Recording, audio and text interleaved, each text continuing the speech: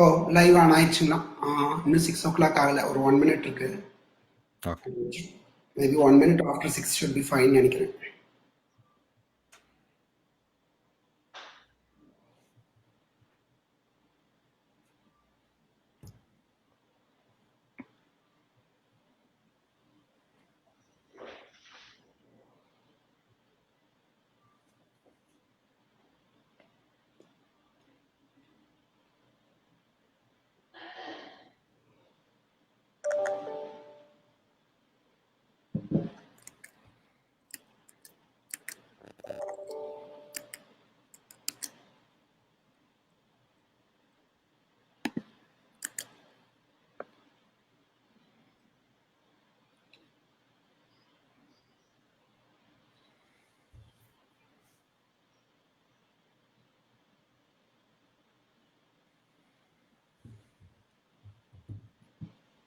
நம்ம வேணா FBல பார்த்துடலாமா? FBல ஸ்டார்ட் ஆகல. ஓ அப்படிங்களா? ஆமா. டுடே at 5 PM போட்டிருக்கு. 5 ஆச்சு. ஸோ லைவ் நவ் வந்துருச்சுங்க ஆக்சுவலி. ஓ சரி சரி. ஓகே. ஓ சூப்பருங்க. ஓகே, அனைத்து தமிழ் நெஞ்சங்களுக்கும் ஜாக்சன்வில் தமிழ் மன்றம் சார்பான வணக்கங்கள். Special thanks to Florida Tamil நெஞ்சங்கள் and more special thanks to Tampa and Jacksonville Tamil நெஞ்சம். ஏன்னா இந்த 2 தமிழ் மன்றம் சேர்ந்து தான் இந்த ஈவெண்ட் பண்ணுறோம். ஸோ இந்த ஈவெண்ட்டோட ஹிஸ்ட்ரி பற்றி சொல்ல போனோம்னா, டாபிக் வந்து மினிமலிசம், கடனில்லா வாழ்க்கை. நாங்கள் ஆக்சுவலாக இந்த வேர்ச்சுவலாக ஈவெண்ட் பிளான் பண்ண ஆரம்பிச்சதுலேருந்து நியாண்டர் செல்வம் பற்றி வச்சு ஈவெண்ட் பண்ணலான்னு ரொம்ப பிளானிங்கில் இருந்தோம். பட் எங்களுக்கு அவரை பற்றி பேலியோ, அட்லீஸ்ட் எனக்கு அப்படி சொல்கிறேன், பேலியோ அந்த ஆங்கிளில் தான் அவர் தெரியும். அப்புறம் இன்னொரு விதமாக அவர் வந்து கோயம்புத்தூர்காரனால எனக்கு இன்னும் கொஞ்சம் அடுத்த லெவலில் அவர் தெரியும், அவரோட கொங்கு தமிழ் பற்றியெல்லாம். ஸோ அப்படி பண்ணலான்னு பிளான் போயிட்டு இருந்தப்போ தான் இந்த ஆகஸ்ட்டில் வந்து நம்மளோட தம்பி கார்த்திக் வந்து டாம்பால மீட் பண்ண, என்னோட சிஸ்டரோட வளகாப்பு போயிருந்தப்போ வந்து டாம்பால மீட் பண்ணும். அவர் வந்து நியாண்டரோட ஃபேன் எல்லாம் கிடையாது, வெறியர்னு சொல்லலாம். அந்த அளவுக்கு வந்து ரொம்ப அவரை பற்றி பேசிட்டு இருக்கப்போ அவர் அப்போதான் சொன்ன, அப்படி நீங்கள் பேலியோ மட்டும் இல்லை, அவர் இந்த மாதிரி மினிமலிசம், இந்த மாதிரி ஃபினான்ஸ் ஆஸ்பெக்ட்ஸ் இது எல்லாமே நிறைய மோட்டிவேஷன் ஸ்பீக் பண்ணிட்டு இருக்காரு, உங்களுக்கு தெரியுமான்னு கேட்டார். அப்போதான் எனக்கு ஒரு அவேக்கனிங் பாயிண்ட் மாதிரி வச்சுட்டு, ஏன் நம்ம வந்து அதை ட்ரை பண்ணக்கூடாதுன்ட்டு டக்குன்னு இப்போ பார்த்தீங்கன்னா லாஸ்ட் வீக்கெண்டு கூட இல்லை, ஆல்மோஸ்ட் சண்டே தான் இது பிளான் ஸ்டார்ட் ஆச்சு. 1 வீக்கில் நாங்கள் கொஞ்சம் இங்கே இன்டர்னலி ஜேடிஎம்ல வந்து கொஞ்சம் பிஸியாக இருக்கோம்னு வச்சுங்களேன். கலைவிழா நெக்ஸ்ட் வீக்கெண்ட் வருது. ஸோ அந்த ப்ரிப்பரேஷன் ஒர்க்கில் ரொம்ப பிஸியாக இருந்தோம். 3 ஆளுங்களை கூப்பிட்டேன். ஒன்று வந்து நம்ம மாடரேட்டர், ஜாக்சன்வில்ல Indo US or anything Indian அசோசியேஷன்னா மாடரேட் நம்ம சத்யா. தலைவா இதை கொஞ்சம் பார்த்துருங்க, பண்ண முடியுமான்னு. ஒன்றுமே பிரச்சனை பண்ணலான்ட்டாரு. அப்புறம் எங்களோட டீமோட ஜேடிஎம் 2020 டீமோட டெக் குரு தனேஷ், அவர் தான் பேக்ரவுண்ட்லேருந்து எல்லாம் அந்த செட்டப் பண்ணுறது, ஸ்ட்ரீமியா செட் பண்ணுறது அதெல்லாம் அவர் ஓகே சொன்னார். அப்புறம் எங்கள் டீமோட ஆர்ட் டைரக்டர் வானதி சாமி, அவங்க ஃப்ளையர் டக்குன்னு எல்லாம் ஓவர் நைட் எல்லாமே 2 நாளில் கிரியேட் பண்ணிட்டாங்க. இதுக்கு எல்லாமே பேக் சைட்ல இருந்து full encourage and support and coordinate பண்ணது வந்து கார்த்திக் ஃப்ரம் டாம்பா. ரொம்ப நன்றி தம்பி, உனக்கு ஸ்பெஷல் நன்றி. ஸோ இது வந்து பார்த்தீங்கன்னா உங்களுக்கு நீங்கள் எல்லாமே டேக் கேர் பண்ணிட்டீங்க. என்னால் ரொம்ப இன்வால்வ் பண்ணி கொஞ்சம் அங்கங்கே ஹெல்ப் பண்ண முடியல. But again thank you so much. நான் வெல்கம் ஸ்பீச் தான், பட் நான் மேபி லாஸ்ட்டாக டாம்பா தமிழ் சங்கத்துலேருந்து தேங்க்ஸ் ஸ்பீச், தேங்க்யூ நோட் கொடுக்கறனால நான் இப்போவே அந்த தேங்க்யூ நோட்டு உங்களுக்கு சேர்த்து கொடுக்கலான்னு நினச்சேன். வித் தட் நான் ரொம்ப போர் அடிக்க விரும்பல. ரசிகர்கள் எல்லாம் நியாண்டரோட ஸ்பீச் கேட்க தான் விரும்பிட்டு இருப்பாங்க, வெயிட் பண்ணிட்டு இருப்பாங்க. சத்யா, நீங்கள் இதிலிருந்து எடுத்துக்கோங்க. நன்றி, வணக்கம். நன்றி நன்றி ரமேஷ், தேங்க்யூ. அனைவருக்கும் மாலை வணக்கங்கள். வந்து வெள்ளிக்கிழமை சாயங்காலம், நீங்க வந்து வெள்ளிக்கிழமை சாயங்காலம் டயல் பண்ணி இந்த ஃபேஸ்புக்கை பார்க்குறீங்கனாலே கன்ஃபார்ம் ஆகுது you are interested understand more about minimalism. So thank you. Ramesh சொன்ன மாதிரி ஜேடிஎம் சார்பாகவும் டாம்பா அசோசியேஷன், தமிழ் அசோசியேஷன் சார்பாகவும் இந்த ஈவினிங் ஃபேஸ்புக் வந்ததுக்கு நன்றி. நம்ம கூட இருக்கிறது ஃபேஸ்புக்ல நிறைய ஈவெண்ட்ஸ் பண்ணிக்கிட்டு இருக்கிற நியாண்டர் செல்வம் ஜாயின் பண்ணிருக்காரு. நியாண்டர் பத்தி சொல்லணும்னா வந்து இப்போ ரமேஷ் சொன்ன மாதிரி கோயம்புத்தூர் இருக்காரு, இங்க வந்து விஸ்கான்சன்ல இருக்காரு, மார்க்கெட்டிங்ல பிஹெச்டி பண்ணாரு. அவர் மெயின் கோர்ஸ் ஆஃப் ஒர்க்கை தவிர அவர் வந்து சோசியல் மீடியால between paleo diet, body maintenance, weight lifting, body building, இந்த சம்பந்தமா நிறைய ஃபாலோவர்ஸ் இருந்து அவர் வந்து லாட் ஆஃப் மோட்டிவேஷனல் ஸ்பீச் கொடுத்துட்டு இருக்காரு. இப்போ ரீசெண்டா மினிமலிசம் அப்படின்னு ஒரு வேர்டு வந்த உடனே I was also very curious, என்ன அப்படின்னா என்ன அப்படிங்கிறதுக்கு நானும் ரொம்ப ரிசர்ச் பண்ண ஆரம்பிச்சேன் இந்த ரமேஷ் பேசின அப்புறம். இதுல என்ன முக்கியமான விஷயம்னா வந்து உங்களை மாதிரி நிறைய கொஸ்டின்ஸ் எனக்கும் இருக்கு. மினிமலிசம் என்றால் என்ன, அதுக்கு அர்த்தம் என்ன, நம்ம அப்கோர்ஸ் இந்த பாத்துருங்க அத்தனை பேரும் யூஎஸ்ல இருக்கோம், நமக்கு எல்லாம் ஒரு லைஃப் ஸ்டைல் இருக்கு. கடன் இல்லாத வாழ்க்கை அப்படிங்கிறது ஒரு பெரிய கேள்விக்குறி நம்ம எல்லாருக்குமே. என்னடா கடன் இல்லாத வாழ்க்கை எப்படி நான் முடியும்? வீடு வச்சிருக்கோம், அதுக்கு மார்ட்கேஜ் கட்டுறோம், கார் வாங்கினா அதுக்கு இது பேமெண்ட் பண்றோம், எல்லாத்துக்குமே ஆல்மோஸ்ட் எல்லாமே வந்து பை நவ் பே லேட்டருங்கிற கான்செப்ட் இருக்கும்போது புதுசா ஒரு கான்செப்டா இருக்கேன் டெட் ஃப்ரீ லைஃப் அப்படின்னு ரொம்ப கியூரியஸா இருக்கும். ஐ எம் வெரி கியூரியஸ், நீங்க எல்லாருமே ரொம்ப கியூரியஸா இருப்பீங்க. So I turn it over to நியாண்டர். ஃபர்ஸ்ட் ஆஃப் ஆல் இந்த ஈவினிங் உங்களோட ஸ்பெண்ட் பண்ணுறதுக்கு ரொம்ப நன்றி. Take it away. நிறைய பேர் என்ன மாதிரியே அவளோட இருக்காங்க. கேள்விகளை நாங்கள் அப்புறம் கேட்குறோம், முதல்ல நீங்க பேசுங்க. யாரெல்லாம் கேள்வி கேட்கணும்னு ஆசைப்படுறீங்களோ ஃபேஸ்புக்கில் எங்களை ஃபாலோ பண்ணுறவங்க, ஃபேஸ்புக் இந்த ஈவெண்ட்டை பார்த்துட்டு இருக்கவங்க, கொஸ்டின் நீங்கள் எங்கள் டைப் அடிக்கலாம். நீங்கள் டைப் அடிக்கிற கொஸ்டின் எங்களுக்கு வரும். அந்த கொஸ்டினுக்கு மிஸ்டர் செல்வம் பதில் சொல்வாரு. ஸோ வாங்க நிகழ்ச்சிக்கு போகலாம். டேம்பா தமிழ் மக்கள், ஜாக்சன்வில் தமிழ் மக்கள் மற்றும் நிகழ்வை பார்த்து கொண்டிருக்கும் பல்வேறு அமெரிக்காவில் உள்ள பல்வேறு மாநிலங்களைச் சேர்ந்த அனைத்து நண்பர்களுக்கும் என் இனிய மாலை வணக்கங்கள். இந்த நிகழ்வை காலையில் காணப்போகும் இந்திய நண்பர்களுக்கும் என் வணக்கங்கள். நீங்க எத்தனையோ இவெண்ட்ஸ் நிகழ்ச்சிக்கு போயிருப்பீங்க, but I believe that after வாட்சிங் this event this will help you become a millionaire. So நீங்க வந்து you can become a millionaire by watching an event. So 10% commission மறந்துடாதீங்க if that happens. Okay. So anyway, so we screen shareல ஆரம்பிக்கிறேன்.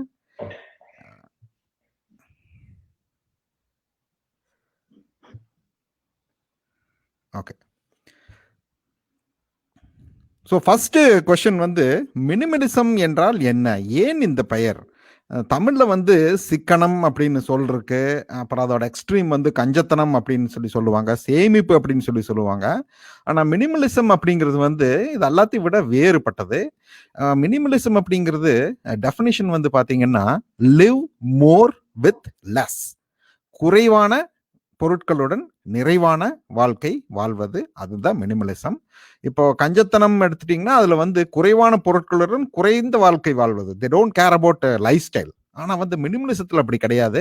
we want to live a full happy and content life with less. அது தவிர வந்து இது main belief, you can only live a full and rich life with less. குறைவான பொருட்கள் இருந்தால்தான் நிறைவான வாழ்க்கை வாழ முடியும். ஏன்னா நம்ம வீடு முழுக்க பொருட்கள், நம்ம லைஃபோட யூஎஸ்ல பாத்தீங்கன்னா லைஃப் சக்சஸே வந்து determines on what things you have. நீங்க வந்து ஒரு பெரிய கார் வச்சிருந்தா நீங்க சக்சஸ்ஃபுல்லான ஆளு. நீங்க உங்க வீடு வந்து இந்த குறிப்பிட்ட சில ஜிப் கோட்ல இருந்துச்சு அப்படின்னா you are a successful person. If you have a convertible you are a successful person. If you have a private jet you are a most successful person. So ஒரு மனிதனுடைய அந்த பொசஷன்ஸை வச்சு தான் அவனுடைய வெற்றி வந்து அமெரிக்க கலாச்சாரத்துல வந்து தீர்மானம் ஆகுது. But if your possessions exceed a limit, அவை பொருட்கள் உங்களுக்கு வேலை செய்யறது போக நீங்க வந்து பொருட்களுக்கு வேலை செஞ்சுட்டு இருப்பீங்க. வீட்டை வந்து டெய்லி பெரிய வீடை வாங்கிட்டு டெய்லி வீட்டை கூட்டி துடைக்கிறது, அப்புறம் பெரிய கார்டன் வாங்கிட்டு கார்டன்ல புல்லு வெட்டுறது, வீட்டில் எக்யூப்மெண்ட்ஸ் வாங்கிட்டு அதுக்கு நாம சர்வீஸ் பண்ணிட்டு இருக்கிறது, கார் பெரிய கார் வாங்கிட்டு அப்புறம் அதுக்கு. So we will be working to our products beyond a certain limit. So அமெரிக்காவில் வந்து $200,000 இட்ஸ் a குட் மணி. ஆண்டுக்கு வந்து $2 லட்சம் சம்பாதிக்கிறது வந்து அற்புதமான ஒரு சேலரி. பலருக்கும் அது கனவா இருக்கலாம். நீங்க பார்த்துட்டு இருக்கிற சில பேருக்கு you could be earning more than this. But generally $2 லட்சம் அப்படிங்கிறது அற்புதமான சம்பளம். But one weird thing about America is you can make $200,000 and still be poor, or you can still be feeling average. So இதெல்லாம் வந்து இந்த CNBC அப்படிங்கிற அந்த தளத்திலிருந்து எடுத்தது. ஸோ ஒரு இன்டர்வியூ கப்பல் வந்து இன்டர்வியூ எடுத்தாங்க. They make $200,000 a year without saving anything. $2 லட்சம் நீங்க ஸ்கிரீன்லயே பார்க்கலாம். ஆண்டுக்கு $2 லட்சம் சம்பாதிக்கிறாங்க. அதுல டாக்ஸ் 401k எல்லாம் போக இந்த நெட்டு வந்து $127,000 வருது. ஸோ சைல்டு கேர், ஒரு குழந்தை இருக்கு, அதுக்கு 2 பேர் வேலைக்கு போறாங்க. ஸோ $24,000 வந்து செலவாயிட்டு இருக்கு. சாப்பாட்டுக்கு வந்து வருஷத்துக்கு $12,000 செலவாகுது. மார்ட்கேஜுக்கு 36,000, அப்புறம் வெக்கேஷனுக்கு வந்து 8,000. ஸோ நீங்க இப்படியே கணக்கு போட்டே வந்து பாத்தீங்கன்னா $1,27,000 நெட்டு சேலரி, அதுல $1,21,000 வந்து செலவாயிருது. அது போக அவங்களுக்கு கடன் வேற இருக்கு, $3,000 கடன் வேற அவங்களுக்கு வந்து இருக்கு. So they don't save anything. They make $200,000, but nothing is saved. So we can call this as paycheck to paycheck poverty. A lot of people in United States $2 லட்சம் சம்பாதிச்சாலும் அடுத்த மாசத்துக்கான பேச்செக் வரலன்னா they suffer a lot. இப்போ அடுத்த மாசத்துக்கான paycheque ஏன் வராமல் போகுன்னா they can lose money, they can lose their job, உடம்பு சரியில்லாமல் போகலாம், இப்போ corona issue. So anything can happen. So think like that you live in a big house, பெரிய வீட்டில் இருக்கீங்க, அடுத்த மாதம் $2 லட்சம் சம்பாதிக்கிறீங்க, அடுத்த மாதம் பேச்செக் வரல, you are missing your monthly payment. So you'll feel bad. So நீங்கள் 2 லட்சம் சம்பாதிச்சா தான் இப்படின்னு கிடையாது. People who make $500,000 still feel average. இப்போ $2 லட்சம் சம்பாதிச்சவங்களே அதே கூடுதல், but even they feel average. But அதே மேகசின்ல வந்து $500,000 இயர் சம்பாரிச்சு தே ஃபீல் ஆவரேஜ். ஸோ அதே மாதிரி பட்ஜெட் கணக்கு இருக்கு. ஸோ $500,000 சம்பாதிச்சா நெட் சேலரி வந்து $278,000. ஸோ சைல்டு கேர் 40, இதெல்லாம் நிஜமான couples, nothing is made up. So இவங்க கூடுதல் என்ன செலவு பண்றாங்கன்னா சில்ட்ரன்ஸ் லெசன், ஸ்போர்ட்ஸ், பியானோ, அப்புறம் வந்து ஸ்டூடெண்ட் லோன் டெட்டு, கடனெல்லாம் இருக்கு குழந்தைகளுக்கு. So they spend $271,000. So net savings வந்து $7,300 out of $500,000 income a year. So the weird thing about United States வந்து இதுதான், you can make as much money as you want. நீங்க வந்து இவங்களுக்கே வந்து நீங்க $1 million ஆண்டுக்கு வந்துச்சுன்னா they will still be poor because they will be spending everything. நம்ம என்ன தப்பு பண்றோம் அப்படின்னா, நம்ம இன்கம் அதிகரிச்சதுன்னா நம்ம இன்கம் அதிகரிப்பதற்கு ஏற்ப செலவுகளையும் நம்ம அதிகரிச்சிடறோம். So I know a friend, நாங்கள் 2 பேரும் வந்து PhD படிச்சுட்டு இருந்தோம். we got a job. So the moment he got a job, the first thing he did was he got a car. So car வாங்கின உடனே கிட்டத்தட்ட ஒரு $30,000 காருக்கு வந்து போயிடுச்சு. He spend nearly 6 months of his first year's salary just in a car. So if அவன் பழைய car நல்லா தான் இருந்துச்சு, but the moment you get a good job, the thing which people do is they get a car.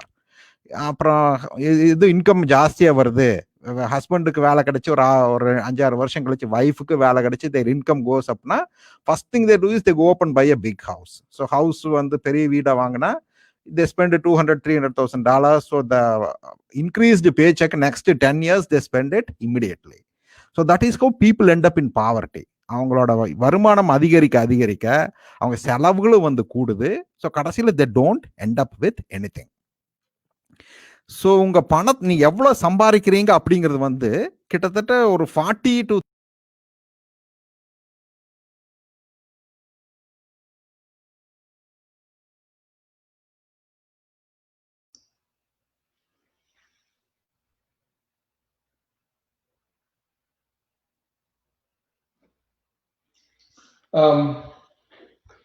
I think by the last Selvan இன்னும் ஒரு 2 minutes கொடுங்க, join பண்ணுவார் தம்பி.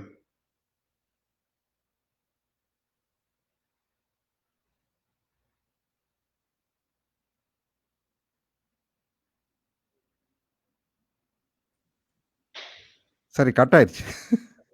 Not a problem. கண்டினியூ பண்ணுங்க. கண்டினியூ பண்ணி screen share my left. Okay.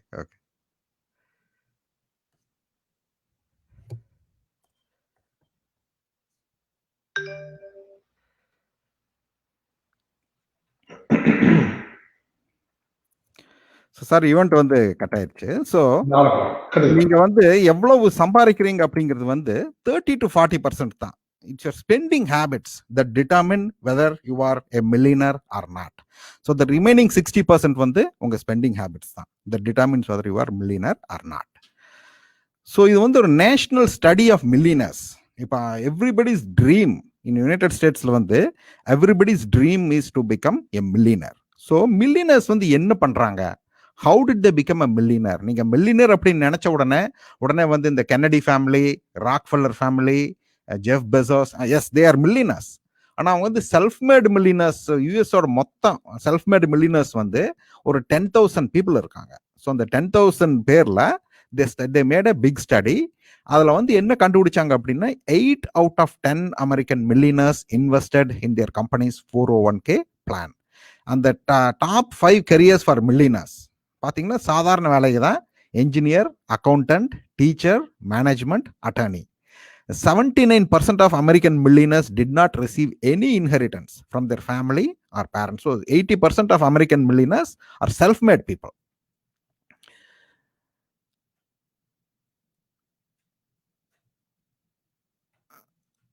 கிட்டத்தட்ட millionaire ஆகிறதுக்கு வந்து they took 28 years. அவங்க வந்து உடனடியாக 1 வருஷத்துலயோ 2 வருஷத்துல ஏதோ பூமராங் மாதிரி ஒரு பிஸ்னஸ் சக்சீட் ஆகி they didn't become a millionaire. They took 28 years to patiently accumulate their first $1 million. So உங்கள் career engineer, accountant, teacher, management and attorney. அப்புறம் அவங்க பெரிய பெரிய ஸ்கூல், ஐவி லீக் ஸ்கூல்லாம் படித்தவங்க வந்து கிடையாது. 62% of American millionaires graduated college from public universities or state schools. So நம்ம அதை ஒரு தப்பு பண்ணுறோம். ஐவி லீக் ஸ்கூல்ஸில் போனால் தான் நம்ம கிட்ஸ் வந்து சக்ஸஸ்ஃபுல் ஆகிறோம்னு சொல்லி நம்ம நினைக்கிறோம். But that's not the case. 62% of American millionaires studied in public universities or state schools. So இது வந்து இந்த மில்லியனர் நெக்ஸ்ட் டோர் அப்படிங்கிற ஒரு புத்தகம் 1996 வெளிவந்த ஒரு புத்தகம். இது வந்து பேஸ்ட் அப்பான சர்வே. இதோட ரிவ்யூ வந்து நிறைய புக்கில் வந்து வந்திருக்கு. This book is also available in Amazon. So இந்த மில்லியனர் நெக்ஸ்ட் டோர் புக்கோட எக்ஸெப்ட், ஸோ இந்த புக்கில் வந்து millionaires are not the flashy status symbol and rich people. மில்லியனர்னா நல்லா கோட் சூட் எல்லாம் போட்டுட்டு பார்ட்டிக்கு போய் இந்த பிளாக் டை ஈவெண்ட் எல்லாம் போவாங்க. அந்த மாதிரி வந்து ஆவரேஜ் அமெரிக்கன் மில்லியனர்ஸ் வந்து கிடையாது. ஸோ திஸ் ஸ்டடி வந்து included 292 millionaires. So many were first generation self-made millionaires and many millionaires owned a small business. And also common to the other study which studied 10,000 people, இவங்க வந்து they took years to amass their fortunes and they lived modest lives. ரொம்ப எளிமையான வாழ்க்கை வாழ்ந்து தான் அவங்களால millionaire வந்து ஆக முடிஞ்சிருக்கு. ஸோ இந்த ஸ்டடி படி ஆவரேஜ் யூஎஸ் மில்லியனரோட வயது வந்து 57வது வயதுல தான் அவங்க வந்து மில்லியனர் ஆறாங்க. So remember, none of them inherited their money. இவங்களோட வெல்த்தை வச்சு தான் they earned their money and then they became a millionaire patiently at age 57. என்ன பிஸ்னஸ் ரன் பண்றாங்கன்னு கேட்டிங்கன்னா 1996 இது. So there was no like major software business or anything. அவங்க வந்து பார்த்தீங்கன்னா சாதாரண பிஸ்னஸ், வெல்டிங் கான்ட்ராக்டர், இந்த auctioneers, rice farmer, mobile home park owners, pest control business, coin and stamp dealers, paving contractors, இந்த மாதிரி சின்ன பிஸ்னஸ்ஸு. இந்த மில்லியனர்ஸோட ஹாஃப் ஃபேமிலிஸில் வைஃப்ஸ் வந்து வேலை செய்யலை. அப்படி வேலை செஞ்சாலும் கூட அந்த வைஃப் வந்து பெரும்பாலும் இந்த டீச்சர் அந்த மாதிரி உத்தியோகத்தில் தான் வேலை செஞ்சுட்டு இருக்காங்க. அண்ட் த கீ திங், அந்த மில்லியனரோட ஆனுவல் இன்கம் வந்து பார்த்தீங்கன்னா $131,000 தான். $131,000 வந்து மீடியன் இன்கம் சம்பாரிச்சு they became a millionaire. The average household net worth, அவங்களோட சொந்த சொத்துக்களோட மொத்த மதிப்பு வந்து $3.7 million. ஸோ இந்த ரெண்டு நம்பரை கனெக்ட் பண்ணி பாருங்க. People who make $131,000 a year working in contractor, farmer, அந்த மாதிரி பிஸ்னஸ், வைஃப் டசன்ட் ஒர்க், அவங்களோட நெட்வொர்த் வந்து $3.7 million. ஏதோ சரி நீங்க நினைச்சுக்கலாம், சரி அவங்க வீடு ஏதோ சான் பிரான்சிஸ்கோல இருக்கு, இன்ஃபிளேஷன்ல வந்து வீட்டு மதிப்பே $1 million ஆயிருக்குன்னா அது வந்து கிடையாது. Their average house value $320,000. அவங்களும் வந்து $1 million வந்தோன்னா வீடெல்லாம் மாற்ற கிடையாது. They have lived in the same house for more than 20 years. 80% again did not inherit their money. So இது வந்து பார்த்தீங்க அப்படின்னா these people they work in small business, their wives mostly do not work and they only make $131,000, but they make their money by investing it patiently. So இதெல்லாம் வந்து பாத்தீங்கன்னா they are not highly educated. இந்த contractor, rice farmer, இதெல்லாம் வந்து பாத்தீங்கன்னா these are not the kind of jobs that one needs a very high education. இவங்களுக்கெல்லாம் இன்வெஸ்ட்மெண்ட்டுக்கு வந்து அந்த அளவுக்கு நாலேஜ் இருக்கு அப்படின்னெல்லாம் வந்து எதுவுமே நம்மளால சொல்ல முடியாது. But these are the kind of people who make their millions of dollars in US. So you can, நம்ம பழைய ஃபர்ஸ்ட் ஸ்லைட்ல பார்த்தோம், people making $200,000 and still saving only like $7,000 அப்படின்னு சொல்லிட்டு. அதே மாதிரி செகண்ட் ஸ்லைடில் வந்து people who make $500,000 a year, அவங்களும் $5,000-6,000 தான் ஒரு வருஷத்துக்கு வந்து சேவ் பண்ணுறாங்க. So you can make $500,000 a year and be poor, but you can make $131,000 a year and be a millionaire. ரெண்டுமே வந்து depends upon our saving habits. So அந்த பழைய ஸ்லைடில் பார்த்து ஞாபகம் வச்சுக்கோங்க, it is not how much you earn, it is your spending habits that make you either a poor person or a millionaire. So இந்த மில்லியனர்ஸோட quotes, we live well below our means. நாங்கள் வருமானத்தை சம்பாதிக்கிறத விட மிக குறைந்த செலவு தான் வந்து பண்ணுறோம். We wear inexpensive suits and drive American made cars. நாங்கள் எங்கிறது குறிப்பிட்ட சிறுபான்மை அளவில் இருக்கிறவங்க தான் வந்து இப்போதைய வருஷத்து காரை வந்து ஓட்டுறோம். நாங்கள் வந்து காரை லீஸ் பண்ணுறதே கிடையாது. Only the minority ever lease our motor vehicles. So most of our wives are planners and meticulous budgeters. So on average, they invest nearly 20% of our household income each year. And the 20% of the household income வந்து it goes into stocks and mutual funds. So இப்படி பண்ணித்தான் வந்து they became a millionaire. They became a millionaire not because of their earnings. They became a billionaire only because of their frugal saving habits. So அதே புக்கில் இருந்து they found that many millionaires reject status symbols whenever possible. So 2016 I went to Atlanta. So like the first time in my life I went to a Rolex showroom. So the first thing that hit me was சும்மா போனேன், ஒரு மாலில் போனேன், there was a Rolex showroom. So the first thing that hit me was a cost $60,000 Rolex watch. So I was completely shocked after seeing that. $60,000 கொடுத்து எதுக்கு வந்து யார் வந்து வாட்ச் வாங்குறாங்க? ஸோ அது வாட்சை வந்து if you think that as a utility, that is wrong. அவங்களுக்கு status symbol, I am wearing a Rolex watch. But if you, whatever income you have, the moment you buy a Rolex watch, you are poor by $60,000. So நீங்கள் status simple, millionaires வந்து அந்த மாதிரி பண்ணுறது இல்லை. they reject the status symbol. They believe that financial independence is more important than displaying high social status. And they also believe that you are not what you drive. நீங்க ஓட்டுற car வந்து உங்க அந்தஸ்தை வந்து காட்டுறது இல்லைன்னு மில்லியனர்ஸ் வந்து நம்புறாங்க. So many people who buy expensive cars are non millionaires. So அவங்க இந்த மாதிரி எக்ஸ்பென்சிவ் ஸ்பெண்டிங் ஹேபிட்ஸ் மூலமா they prevent themselves from becoming millionaires. But millionaires, actual millionaires, they don't do that mistake. அவங்க வந்து இந்த ஸ்டேட்டஸ் சிம்பிள்ஸ் எல்லாமே reject பண்றாங்க. And millionaires allocate time to their financial plan. And இந்த 292 பேர்ல 192 பேர் அவங்களோட ஃபைனான்சியல் ஃபியூச்சர் எக்கச்சக்கமா பிளான் பண்றாங்க. அவங்க ரொம்ப ஹை இன்கம் இருக்கிறவங்கள தவிர மற்றவங்க எல்லாருமே ஹை பிளானிங் வந்து அவங்க ஃபைனான்சியல் ஃபியூச்சர் பத்தி பண்றாங்க. So they plan a lot about their financial investments. அப்புறம் மில்லியனர்ஸ் வந்து nobody become a millionaire just by matter of 1 year or 2 year. So இந்த மில்லியனர்ஸ் எல்லாருமே they become a millionaire in their 50s or 60s. So the average age of the millionaire வந்து 57. So they took a lot of time to become millionaires.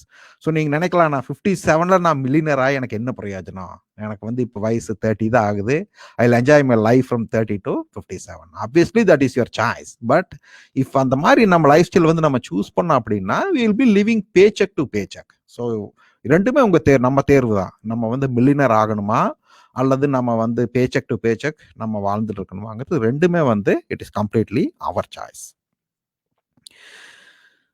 So typical US family, US இது வந்து millionaire study இல்லை, we are out of the study. இப்போ வந்து average American family எப்படி இருக்கு, millionaires வந்து எப்படி இருக்காங்கன்னு சொல்லி நம்ம பார்த்தோம். ஆவரேஜ் அமெரிக்கன் ஃபேமிலி எப்படி இருக்குன்னு பார்த்தீங்கன்னா, the average American family makes $63,179 a year. அந்த $63,000 ஒரு வருஷத்துக்கு வந்து they spend $3,459 in restaurant dining and fast food. அதாவது அவங்களோட வருமானத்துல 5% வந்து இந்த உணவகத்துல restaurant and fast foods. So $3,500 is simply spent on restaurants and fast food. Clothing. The average American family spends $1,800 per year on clothing. அது வந்து 2.85% of their income. The average American family spends $2,900 on entertainment every year. இது வந்து இந்த travel எல்லாம் include பண்ணல. Travel எடுத்துட்டீங்கன்னா இந்த average American family spends $2,000 summer மட்டும் ஸ்பெண்ட் பண்றாங்க. வின்டர் ஸ்பெண்டிங் எல்லாம் அது வந்து தனி. More shocking, 1/3 of Americans spend more money on coffee. ஒரு மாசத்துக்கு வந்து அவங்க காஃபி குடிக்கிறதுக்கு வெளியில ஸ்டார்பக்ஸ் இந்த மாதிரி இடங்கள்ல காஃபி குடிக்கிறதுக்கு எவ்வளவு செலவு பண்றாங்களோ அதை விட குறைவான பணத்தை தான் வந்து அவங்க இன்வெஸ்ட் வந்து பண்றாங்க. ஸோ இந்த $1,800 க்ளோத்திங், $3,400 ரெஸ்டாரண்ட்டு, $3,000 என்டர்டெயின்மெண்ட்டு, இதெல்லாம் கூட விடுங்க. நீங்க இதெல்லாம் சேர்த்தீங்கனால you get like nearly $8,000 to $10,000 a year. இது இன்வெஸ்ட் பண்ணீங்கனால you get lot of money. ஆனா வந்து people they don't do that. They'll even like give less priority to investing than to their coffee at Starbucks. ஆனா நீங்க coffee Starbucks வந்து ஒரு பெரிய expense இல்லைன்னு நினைச்சீங்கன்னா தட் இஸ் எ மிஸ்டேக். நீங்க வந்து ஆவரேஜ் அமெரிக்கன்ஸ் வந்து they spend $92 per month in coffee and everything. So நீங்க அது 25 வயசுல நீங்க மாசத்துக்கு $92 8% இன்வெஸ்ட்மெண்ட் பண்ணீங்க அப்படின்னா 25 வயசுல இன்வெஸ்ட் பண்ணா 65 வயசுல that becomes $286,000. So the earlier you start, the more money you have in the end. உங்களுக்கு இப்ப 55 வயசு ஆகுது, நீங்க வந்து மாசம் $92 இன்வெஸ்ட் பண்ணீங்க அப்படின்னா that easily becomes $16,000. So simply இந்த ஈவெண்ட்டை பார்த்துட்டு இனிமேல் நான் ஸ்டார்பக்ஸ் குடிக்க மாட்டேன், நான் வந்து காஃபி வெளியில குடிக்க மாட்டேன், அதுக்காக நீங்க காஃபி குடிக்க வேண்டாம்னு கிடையாது. Make your own coffee. வீட்லயே காஃபி பண்ணி ஃபிளாஸ்க்ல எடுத்துட்டு போனீங்க அப்படின்னா by the time you are 55 you would have saved $16,000 out of nothing. உங்க வயசு 55னா இப்போ உங்க வயசு 40 அப்படின்னா உங்க வயசு 65 வரப்போ you would have nearly $81,000. So $81,000 இருந்துச்சு அப்படின்னா you can live like a king for at least 2 years with that amount of money after a retirement, assuming you have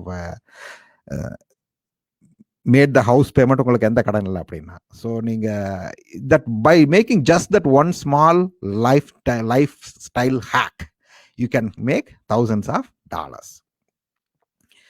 அப்புறம் இன்னொரு தப்பு நம்ம பண்றது வந்து ஃபோன்ஸ். நியர்லி 80% அமெரிக்கன்ஸ் வந்து they change their phones every 2 year. So அது வந்து முதல்ல ஐஃபோன் எல்லாம் வந்து பார்த்தீங்கன்னா $500 இருந்துச்சு. ஸோ இப்போ லேட்டஸ்ட் மாடல் ஐஃபோன் 12 $1,200 பக்கம் வந்துருச்சு. ஸோ $1,200 கம்பேர் பண்ணி பாருங்க. ஸோ ஒரு ஃபேமிலியில 4 பேர், ஹஸ்பண்ட், ஒய்ஃபு, 2 குழந்தைகள்லாம் இப்போ 8 வயசு 9 வயசுல ஃபோன் வந்து கேட்க ஆரம்பிச்சிட்டாங்க. ஸோ 4 பேர் வந்து ஐஃபோன் வந்து மாத்தினுங்க அப்படின்னா ஒரு 2 வருஷத்துக்கு ஒருக்கா that family is simply spending nearly $5,000 just on their phones. So எல்லாரும் பல புது ஃபோனை வந்து lot of people they cannot resist. IPhone 12 வருது, அதில் இந்த ஃபீச்சர் வந்து இருக்கு, கேட்சியா இருக்கு அப்படின்னு சொல்லிட்டு they keep buying new phones, they throw away their old phones, and lot of people say that they are willing to கடன் வாங்கி நான் ஃபோன் வாங்குறேன் அப்படின்னு சொல்லி பல பேர் வந்து சொல்றாங்க. அதே மாதிரி நாம் இன்னொரு தப்பு வந்து கார். ஸோ கார் வாங்கி ஒரு 5 வருஷம் 6 வருஷம் கழிச்சு நிறைய பேர் காரை வந்து வித்துடுறாங்க. இப்போ நிறைய கம்பெனிஸ் என்ன பண்றாங்க, கார் விலை வந்து நல்லா ஏறிடுச்சு. ஸோ விலை ஏறினதுனால they're increasing the loan term to 84 months. So 60 months car லோனே வந்து you spend lot of money and interest. அதே 84 months கார் லோனெல்லாம் இப்போ வந்து வந்துருச்சு. ஸோ ஒரு சின்ன எக்ஸாம்பிள், $20,000 கார் விலை, இன்ட்ரெஸ்ட் ரேட் 4.5%, 60 months வந்து லோனோட டேர்ம் அப்படின்னா நீங்க வட்டியா மட்டும் $2,371 கட்டுறீங்க, nearly 10% of the cars price. அதே 84% லோன் அப்படின்னா யூ பே சிம்பிளி $3,352. ஸோ நீங்க லைஃப்ல வந்து நம்ம மார்ட்கேஜ் 30 year மார்ட்கேஜ் பண்ணிட்டோம். எல்லா மார்ட்கேஜ் இஸ் 30 years. கார் வந்து வாங்கி 7 வருஷம் மார்ட்கேஜ் கட்டிட்டு அப்புறம் காரை வித்துருவாங்க. கார் பழசாயிருச்சு, அப்புறம் புது கார் வாங்கலான்னு சொல்லிட்டு புது கார் வாங்குவாங்க. அப்புறம் செல்போனு 2 வருஷத்துக்கு ஒருக்கா மாத்துவாங்க.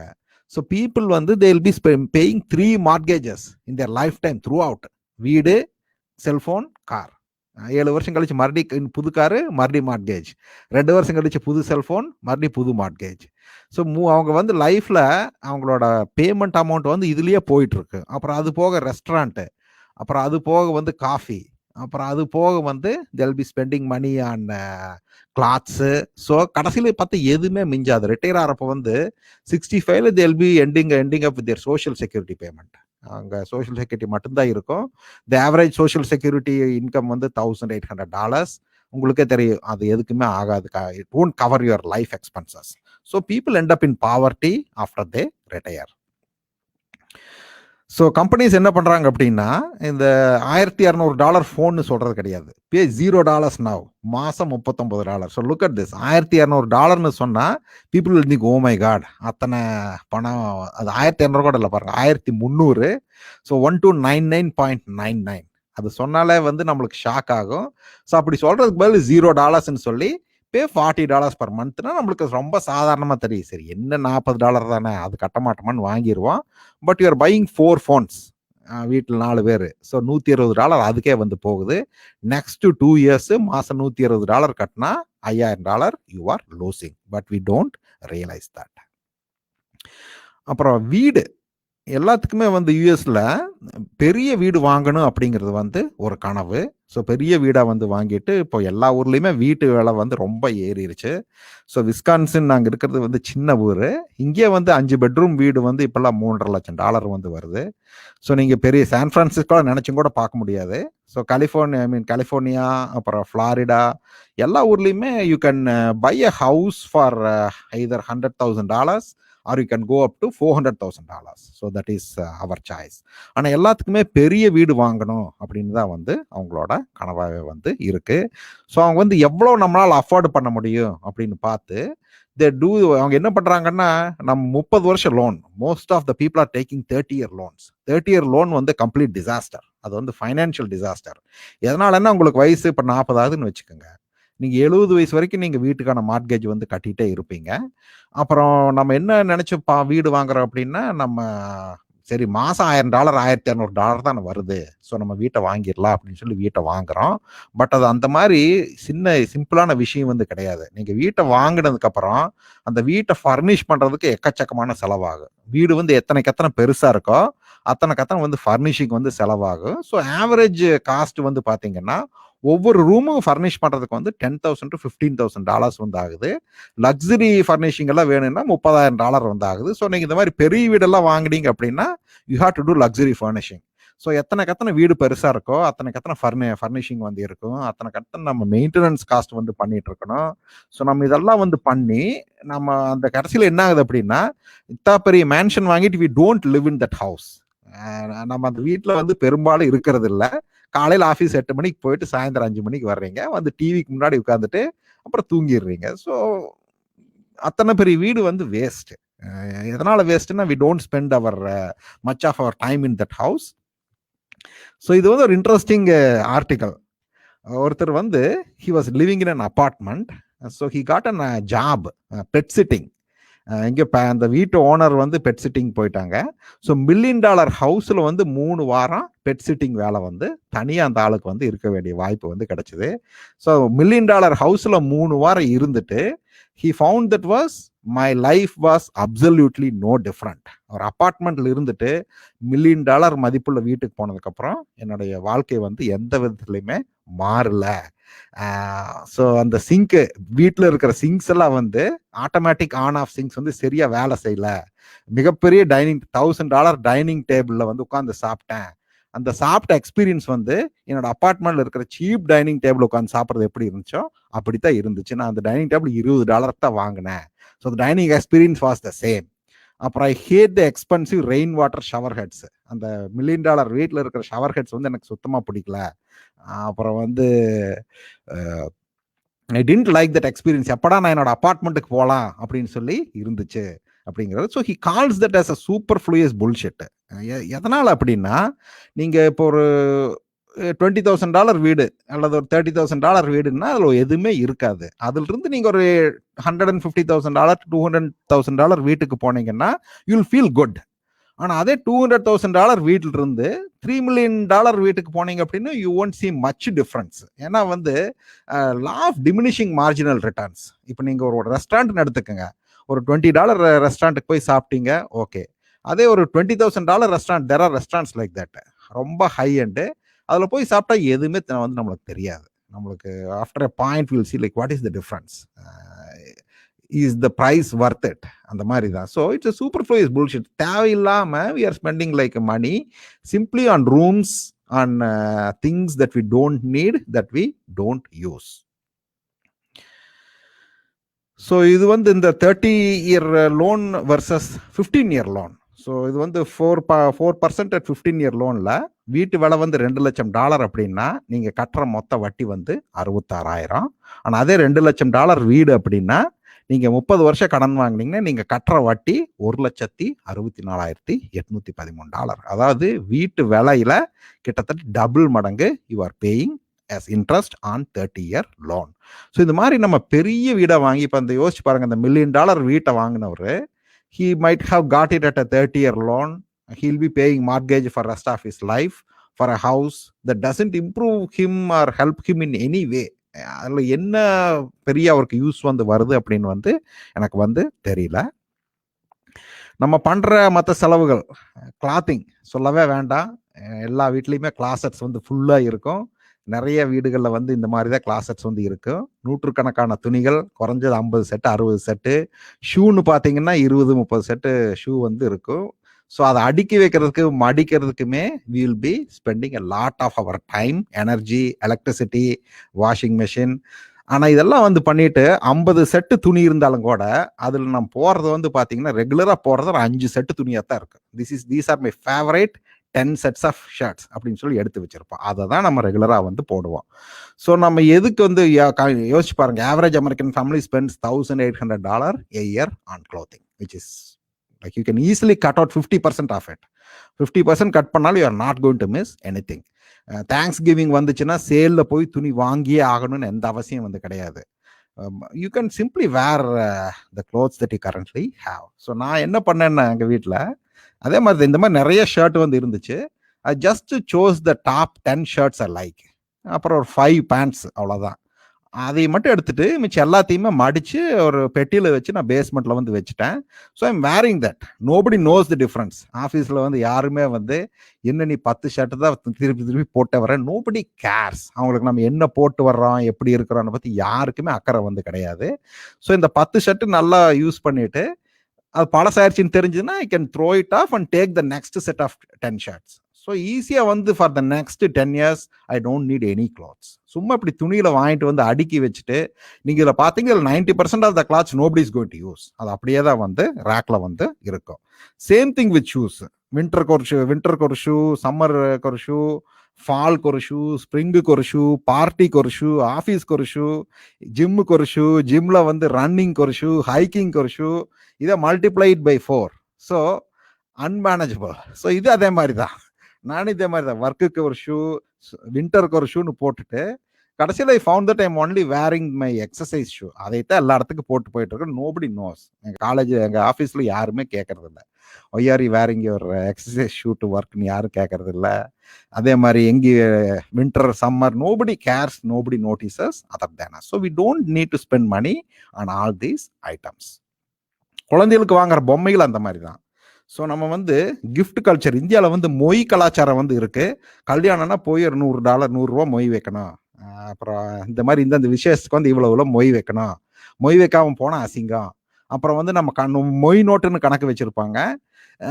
இவன் வந்து நம்மளுக்கு 5 வருஷத்துக்கு முன்னாடி $1000 வச்சான், இப்போ நம்ம வந்து எவ்வளோ வைக்கணும், அப்போ அதோட இன்ஃப்ளேஷன் என்ன, இப்படியெல்லாம் கணக்கு போட்டு மொய் வைக்கிறாங்க. அந்த மொய் வைக்கலன்னா சண்டையெல்லாம் வந்து குடும்பமெல்லாம் பிரிஞ்சிடும். அப்புறம் மொய் வைக்காம போய் சாப்பிட்டு வந்தால் மொய் வைக்காம வந்து சாப்பிட்றா, அது ஒரு இன்சல்ட் ஆயிரும். யூஎஸ்ல வந்து அதுக்கு பதில் கிஃப்ட் கார்டு கலாச்சாரம். இப்போ குழந்தைக்கு பிறந்த நாள் அப்படின்னா நம்ம friends, family, neighbours, we have to give them a toy. அது வந்து டாய்ஸ் எல்லாமே கொடுத்துட்டு அது வயசு ஆக அந்த டாய்ஸோட வேல்யூ வந்து இன்க்ரீஸ் ஆகிட்டே போகும்.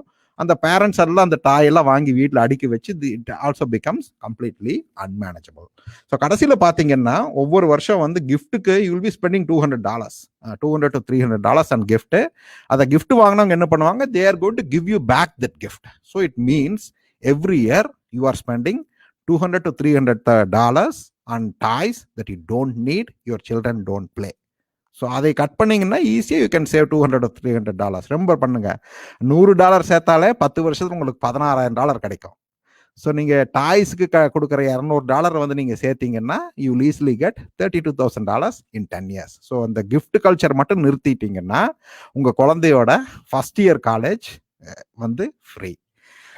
ஸோ நாங்கள் அந்த மாதிரி தான் பண்ணோம். We told all our friends, நாங்கள் வந்து இனிமேல் கிஃப்ட்டு கொடுக்கவும் மாட்டோம், வாங்கவும் மாட்டோம் அப்படின்னு சொல்லி சொன்னோம்.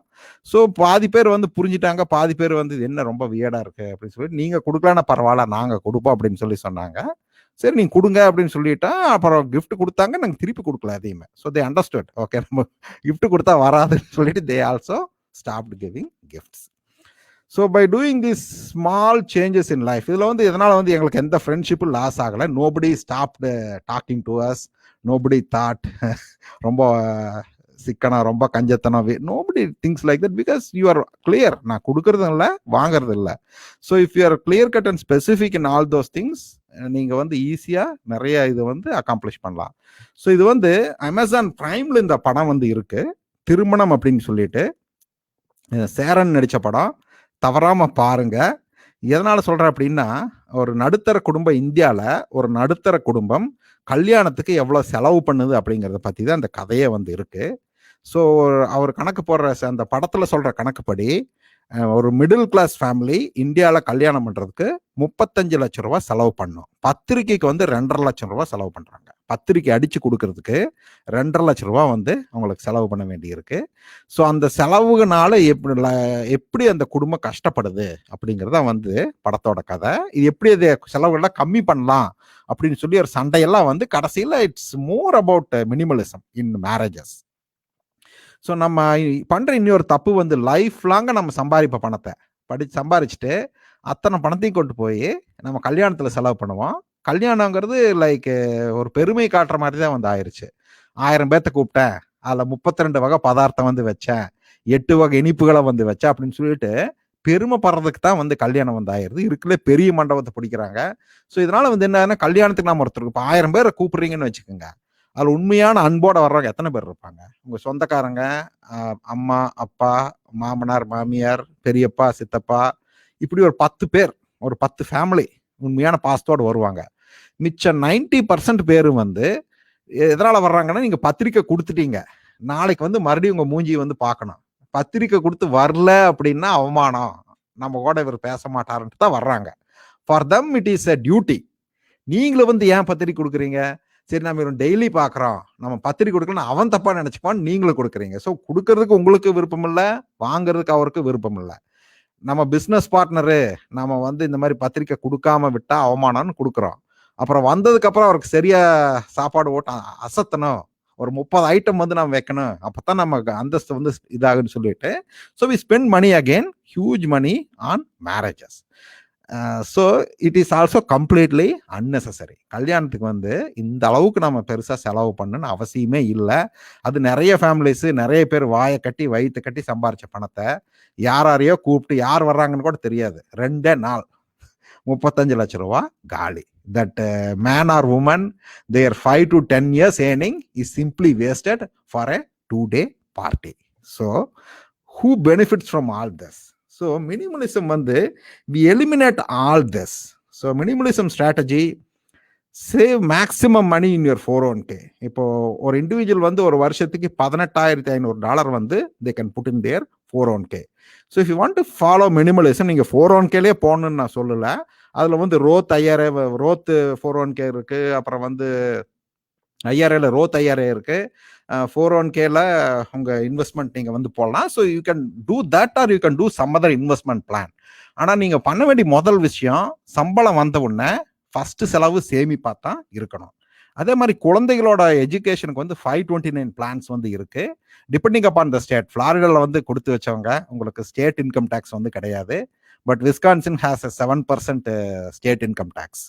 ஸோ எங்களுக்கு வந்து investing in 529 plan makes sense, because அதில் $100 போட்டால் $7 இமிடியேட்டாக we are saving in state tax. So உங்கள் தேர்ட் குறிக்கோள் வந்து டெட் ஃப்ரீ, கடன் இல்லாமல் வாழணும். மாதம் மாதம் எவ்வளோ சம்பாதிக்கிறோமோ அதுக்குள்ள மட்டும்தான் செலவு பண்ணணும். 30 வருஷம் கடன் வாங்கக்கூடாது, 7 வருஷம் கார் கடன் வாங்கக்கூடாது, 30 வருஷம் வீட்டு கடன் வாங்கக்கூடாது. Spend within your means, save money on travel and food. அப்புறம் ரிட்டையர் ஏர்லி, எவ்வளோ சீக்கிரம் ரிட்டையர் ஆக முடியுமோ அவ்வளோ சீக்கிரம் ரிட்டையர் ஆகிட்டு you can enjoy your life. So இதோட 4 step to financial freedom. First வந்து உங்கள் கிரெடிட் கார்டு கடன் எல்லாமே கட்டி முடிச்சிருங்க. நீங்கள் மந்த்லி நிறைய கிரெடிட் கார்டை வச்சுட்டு ஒரு கிரெடிட் கார்டு இருக்கிற பணத்தை எடுத்துட்டு இன்னொன்றில் வந்து பணத்தை எடுத்து ரோலிங் பண்ணிட்டு இருக்காதீங்க. ஸோ கிரெடிட் கார்டில் வந்து ஆனுவல் இன்ட்ரெஸ்ட் வந்து 38%. ஸோ அது வந்து ரொம்ப அதிகமான interest rate. So credit card கடன் எல்லாத்தையுமே கட்டி முடிச்சிருங்க. 1-2 கிரெடிட் கார்டை தவிர மற்ற எல்லா கிரெடிட் கார்டையும் கட் பண்ணிடுங்க. கிரெடிட் கார்டில் வாங்குற பணத்தெல்லாம் வந்து நீங்கள் கிரெடிட் கார்டு பாயிண்ட்ஸ்க்கெல்லாம் கணக்கு போட்டுட்டு இருக்காதீங்க. Nobody becomes a millionaire by credit card points. So நீங்கள் கிரெடிட் கார்டு இதெல்லாம் வந்து இது பண்ணிட்டு இருக்காதீங்க.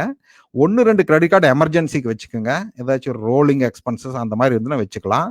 அப்புறம் முக்கியமாக ஒரு 6 months எமர்ஜென்சி ஃபண்ட் இருக்கணும். உங்கள் 6 மாத சம்பளம் வந்து எமர்ஜென்சி ஃபண்டில் இருக்கணும்.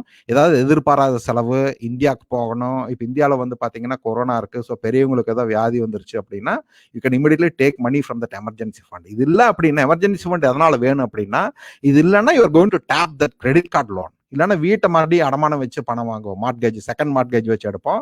So it's unnecessary. ஸோ இந்த மாதிரி 6 months சேலரி வந்து எமர்ஜென்சி ஃபண்டில் போட்டுட்டு நம்ம மேக்ஸிமம் இன்வெஸ்ட்மெண்ட் வந்து 401k 529 பிளான்ஸில் வந்து போடணும். அப்புறம் பண்ணிட்டு மிச்சம் இருக்கிற காசில் மார்ட்கேஜை கட்டி முடிச்சிருங்க. ஸோ இது பண்ணீங்க அப்படின்னா you will attain financial freedom. இப்போ இன்வெஸ்ட்மெண்ட் அப்படின்னு சொல்லி சொன்னால், இப்போ இன்வெஸ்ட்மெண்ட்டுக்கு வந்து 3 ஆப்ஷன்ஸ் வந்து இருக்கு. ஒன்று வந்து ஸ்டாக்ஸ். நீங்கள் பேங்க்ல வந்து போடலாம். பட் பேங்க்ல சர்டிஃபிகேட் ஆஃப் டெபாசிட்க்கு வந்து 1% அல்லது அது கீழே தான் வந்து கிடைக்குது. It is lower then inflation. So அதில் பணம் போகிறது வந்து வேஸ்ட்டு.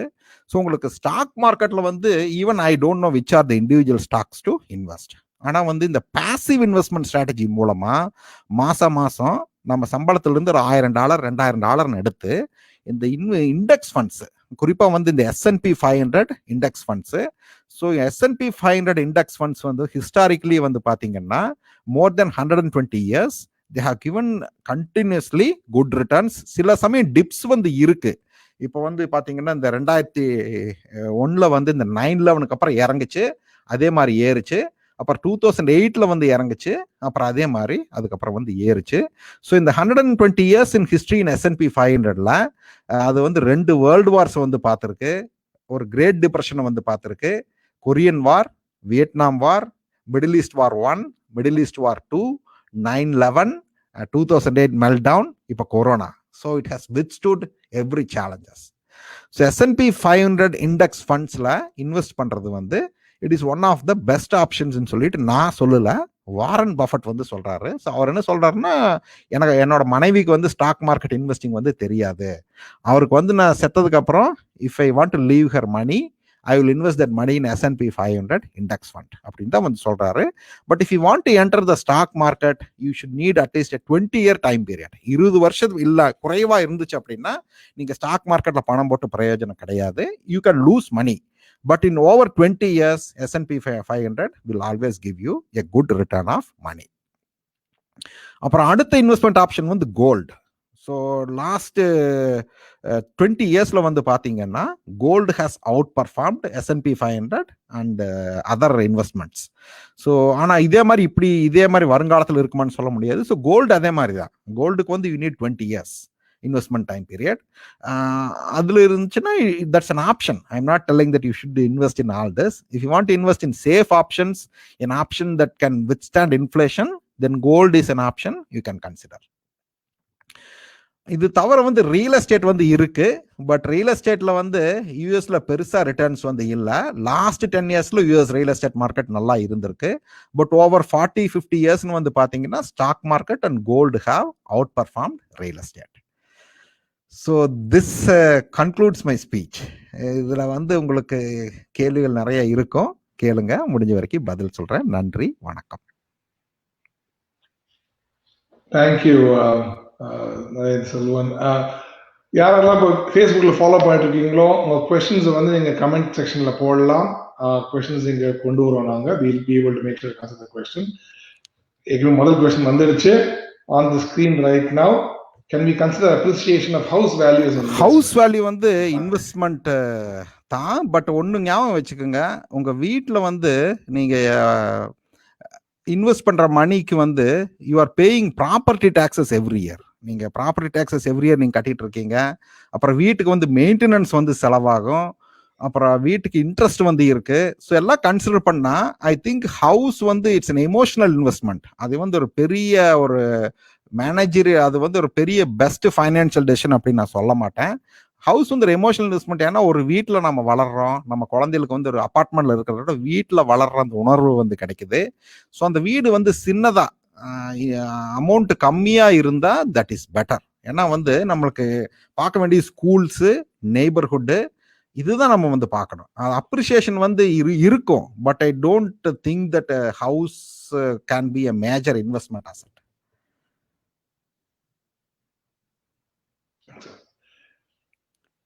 அடுத்த கேள்விக்கு போயிடலாம். Time value of money Time தான் value of சொல்லியிருக்கேன். அந்த அது 20 வருஷம் 28 வருஷம் they become millionaires. So you have to invest money slowly and patiently over a time of 25 to 30 years to make good returns. S&P 500 இந்த 1890s இருந்து இது வரைக்கும் வந்து 9% compound interest rate you are getting every year. நீங்க கூகுளில் search பண்ணி பார்க்கலாம், historical returns of S&P 500 அப்படின்னு சொல்லிட்டு with dividends reinvested you get 9% every year. So that's a very good amount of money you can make over a longer time period. Excellent. Okay. Which college education is better? State university தான் or வந்து private better. university? ஏன்னா வந்து நீங்க private யூனிவர்சிட்டியில the only difference between private university and state university வந்து brand image தான்.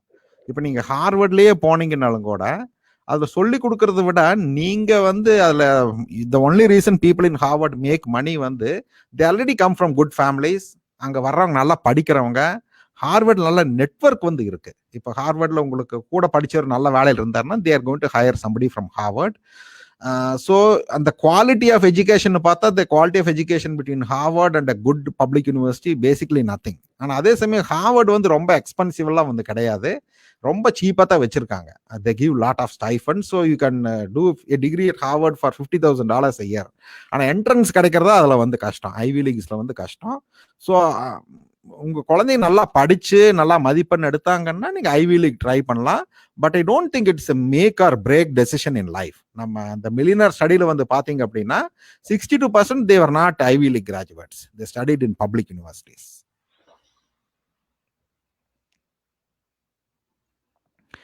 Which is better financially, to rent or to buy a house?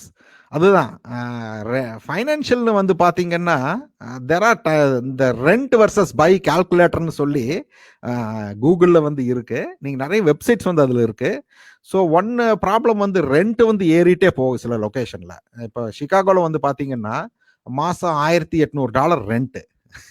So அது வந்து நீங்கள் ஒரு மார்ட்கேஜுக்கு ஒரு நீங்கள் கிரீன் பே எங்கே நான் இருக்கிற ஊர்னு எடுத்துட்டிங்கன்னா அதில் வந்து ரெண்ட் வந்து $700-800 தான் வந்து ரெண்ட் வந்து இருக்கு. ஸோ ரெண்ட் வர்சஸ் மார்ட்கேஜ் அது வந்து சீப்பா இல்லையா அப்படிங்கிறது வந்து என்னை கேட்டால் like it is better to buy a small house. உங்கள் வீடு சைஸ் வந்து ரொம்ப பெருசாக $400,000 இல்லாமல் $500,000 அந்த மாதிரி இல்லாமல் ஒரு சின்ன சைஸ் வீடாக இருந்துச்சு அப்படின்னா it is much better then renting. House வந்து ஒரு எமோஷனல் இன்வெஸ்ட்மெண்ட் தான். நம்ம குழந்தைகளுக்கு ஒரு ஸ்டேபிளான ஒரு என்வைரன்மெண்ட் வேணும்னா that should be a house. So அதை வந்து நான் ஒரு ஃபைனான்ஷியல் டெசிஷனை நான் கன்சிடர் பண்ண மாட்டேன். வீடெல்லாம் வந்து உங்களுக்கு வேணும்னா இருக்கணும், அவ்வளவுதான். குழந்தை பத்துக்க மாதிரி தான். It makes no financial sense. It's an emotional decision. வீடு அந்த மாதிரி தான். ஓகே, ஹெச்என்பிக்கு வந்து ஐ வுட் டெல் லைக் உங்க ஹெச்என்பி எப்போ முடியுதுன்னு பாருங்க. அதாவது உங்களுக்கு கிரீன் கார்டு எப்போ மெச்சூரிட்டி எப்போ கிடைக்கிற மாதிரி இருக்கு, உங்க டேட் என்ன, ஒரு 2 வருஷம் 3 வருஷம் 4 வருஷம் 5 வருஷம் வரைக்கும் போகலாம். உங்க வெயிட்டிங் இதே இல்லாம நெக்ஸ்ட் 25 இயர்ஸ். இப்போ வந்து HNB green card waiting time வந்து 150 இயர்ஸ் நல்லா படிச்சிருக்கேன். ஸோ அந்த மாதிரி இருந்துச்சுன்னா நீங்க வீடு வாங்குறது வேஸ்ட். நீங்க 150 வருஷம் எல்லாம் வெயிட்டிங் லிஸ்ட்ல இருந்து வீடு வாங்குறது வந்து வேஸ்ட். 5 வருஷம் 6 வருஷம் இருந்தா உங்க வேலை வந்து ஸ்டேபிளா இருக்கு, உங்க விசா ரெனியூல் வந்து எந்த ப்ராப்ளம் இல்லை அப்படின்னு உங்களுக்கு தெரிஞ்சதுன்னா நீங்க வந்து வீடு வாங்கலாம். ஹெச்என்பி வந்து I would say invest in 401k. ஏன்னா நீங்க வந்து டாக்ஸ் சேவ் பண்றீங்க, இன்கம் டேக்ஸ் வந்து 25-15% டிஃப்ரெண்ட் ஸ்லாப்ஸ் வந்து இருக்கு. நீங்க 401k அந்த மாதிரி பணம் போட்டீங்க அப்படின்னா நீங்க வந்து at age of 60 you can get that money back. Even if you go to India, இந்தியாவுக்கு போனாலும் கூட அந்த பணத்தை நீங்க திருப்பி எடுத்துக்கலாம். யூஎஸ்ல இருந்தீங்கன்னா நீங்க இந்த கோல்டு காயின்ஸ் அந்த மாதிரி வாங்கினா இது இந்தியாவுக்கு எடுத்துட்டு, ஆனால் அங்கே டேக்ஸ் இருக்கு இந்தியாவில். So HNB holders I would say invest money in 401k. அப்புறம் நீங்க இந்தியாவுக்கு போறீங்க அப்படின்னு உங்களுக்கு தெரிஞ்சதுன்னா இந்தியாவில் வந்து நீங்க இன்வெஸ்ட் பண்ணலாம். You can send money in India and invest in that. Will Medicare be sufficient after retirement for health care? கிடையாது. ஸோ மெடிக்கேரில் வந்து பார்ட் பி அப்படின்னு சொல்லி ஸ்கீம்ஸ் வந்து இருக்கு. மெடிக்கேர் மட்டும் கவர் ஆகாது. நிறைய ஹாஸ்பிட்டல்ஸில் வி டோன்ட் டேக் மெடிக்கேர் பேஷன்ஸ்னா போட்டிருக்காங்க. ரொம்ப குறைவாக தான் வரும். So you need to take a private insurance after you retire. Medicare மட்டும் பத்தாது. S&P ஃபைனல் எப்படி இன்வெஸ்ட் பண்ணுறதுன்னு கேட்டிங்கன்னா, அதுதான் நான் வந்து ப்ரைவேட் கன்சல்டன்சி மாதிரி நான் இதை பண்ணல. ஏன்னா லைக் நான் S&P ஃபைனலில் போட்டிருக்கேன். நீங்கள் வந்து அதுக்கு இன்வெஸ்ட் பண்ணுறதுக்கு முன்னாடி தயவுசெய்து அதோட ரிஸ்க்ஸு ரிட்டர்ன்ஸ் எல்லாமே படிங்க. நான் சொல்கிறேன்னு பண்ணாதீங்க. 20 இயர் டைம் ஜோன் எடுத்துக்கோங்க. இந்த இண்டெக்ஸ் ஃபண்ட் இன்வெஸ்டிங் பற்றி நிறைய நல்ல ஃபைனான்ஷியல் பற்றி நிறைய அனுபவம் இருக்கிறவங்க, உதாரணமாக வாரன் பஃபட் வந்து சொல்லியிருக்காரு, அப்புறம் நிறைய பேர் சொல்லியிருக்காங்க. ஸோ அதை வச்சு தான் நான் இந்த இது வந்து பண்ணுறேன். ஸோ நீங்கள் ப்ரோக்கரேஜ் எல்லாம் என்ன இது யூஸ் பண்ணணும்னு சொல்லிட்டு யூ டூ யுவர் ரீசர்ச். உங்கள் ரீசர்ச் பண்ணி கண்டுபிடிங்க. என்னை பொறுத்த வரைக்கும் நல்ல எஸ்டாப்ளிஷ்டாக இருக்கிற மியூச்சுவல் ஃபண்ட் ஹவுசஸ், இப்போ வேன்கார்டு வந்து இருக்கு, டெம்பிள்டன் வந்து இருக்கு. ஸோ இந்த மாதிரி எஸ்டாப்ளிஷ்டு மியூச்சுவல் ஃபண்ட் ஹவுசஸ் நல்ல கோடிக்கணக்கான அசட்ஸ் வந்து வச்சிருக்கிறாங்க, நல்ல ரெப்யூட்டட் கம்பெனிஸ். அந்த மாதிரி பார்த்து உங்க ஆஃபீஸில் ரெக்கமெண்ட் பண்ணுவாங்க. நீங்க உங்க 401k பிளான்ஸ் எல்லாம் இருந்துச்சுன்னா எங்கதுல இந்த மாதிரி பண்றாங்க. இந்த மாதிரி ஒரு 4 மியூச்சுவல் ஃபண்ட் கொடுத்து அதுல தான் நீங்க இன்வெஸ்ட் பண்ணணும்னு சொல்றாங்க. ஸோ அந்த மாதிரி இருக்கிறப்ப தான் ஒரு choices become very very simple in that. என்ன மாதிரி இன்சூரன்ஸ் வேணும் அப்படின்னு சொல்லி கேட்டிருக்கீங்க. நான் வந்து லைஃப் இன்சூரன்ஸு அந்த ப்ரீமியம் கட்டல. ஸோ இந்த ஆக்சிடென்ட்டு, டெத்து இந்த மாதிரி ஆச்சுன்னா ஒரு $500,000 வீட்டில் கிடைக்கும் அப்படின்னு சொல்லிட்டு I am paying $300 premium every month. அது வந்து வேஸ்ட்டு தான். எனக்கு எது ஆகலைன்னா அந்த பணம் வந்து waste. But I'm okay. So I'm ready to lose $300 every year for that. இது அது தவிர ஆட்டோ இன்சூரன்ஸ் வந்து கண்டிப்பாக எடுங்க. ஆட்டோ இன்சூரன்ஸ் இது பண்ணாதீங்க. அதில் வந்து $100 ப்ரீமியம் சேவ் பண்ணுறேன் அப்படின்னு சொல்லிட்டு don't take a lower coverage. நல்ல ஸ்டேட் லெவல்ஸ் எல்லாம் தாண்டி நல்ல பெரிய கவரேஜாக எடுங்க. ஏன்னா இந்த ஊரில் வந்து எல்லாம் லாஸ் விட்டுக்குன்னே இருக்கிறாங்க. ஸோ எனக்கு எங்கள் இதில் வந்து ஒரு வக்கீல் ஆட்டோ இன்சூரன்ஸில் ஸ்பெஷலைஸ் பண்ணுறவர், அவர் ஸ்பீச் கொடுக்க வந்தார். அவர் வந்து என்ன சொல்றாரு அப்படின்னா, ஒரு டாக்டர் ஸ்டூடெண்ட் கார் ஓட்டிட்டு போய் ஒருத்தர் மேலே அடிச்சிட்டாரு. அந்த வக்கீல் வந்து என்ன பண்ணாருன்னா, ஹி வெயிட்டட் டு சூ ஹிம் ஃபார் 1 இயர். ஏன்னா 1 இயர்ல அவர் கிராஜுவேட் ஆறாரு. இப்போ வந்து லாசூட் போட்டோன்னா அவர் வந்து ஸ்டூடெண்ட். ஸோ இன்கம் வந்து கம்மியாக தான் இது பண்ண முடியும். So once you become a doctor you can get big ransom from him. So அந்த மாதிரி லாசூட்டுக்குன்னா இருக்காங்க. நீங்க சும்மா கார் எடுத்துட்டு போய் இன்னொருத்தர் கார் மேலே அடிச்சா அவருக்கு எது ஆகலைன்னா கூட they can very easily say that எனக்கு மென்டலாக அஃபெக்ட் ஆயிருச்சு, எனக்கு வந்து ஐ நீட் $1 million, என்னால் வேலை செய்ய முடியாதுன்ட்டு தே கேன் சிம்பிளி சூ யூ. உங்கள் வீடெல்லாம் போயிடும். So take a very good coverage in auto insurance. அப்புறம் லைஃப் இன்சூரன்ஸ் அந்த மாதிரி எடுத்துக்கோங்க. ஆட்டோ இன்சூரன்ஸ் வந்து எடுத்துக்கோங்க. அது போக ஹெல்த் இன்சூரன்ஸ், இது 3 வந்து போகுது. அதாவது இந்த மெடிக்கல் இன்சூரன்ஸ் இது 3 வந்து போகுது.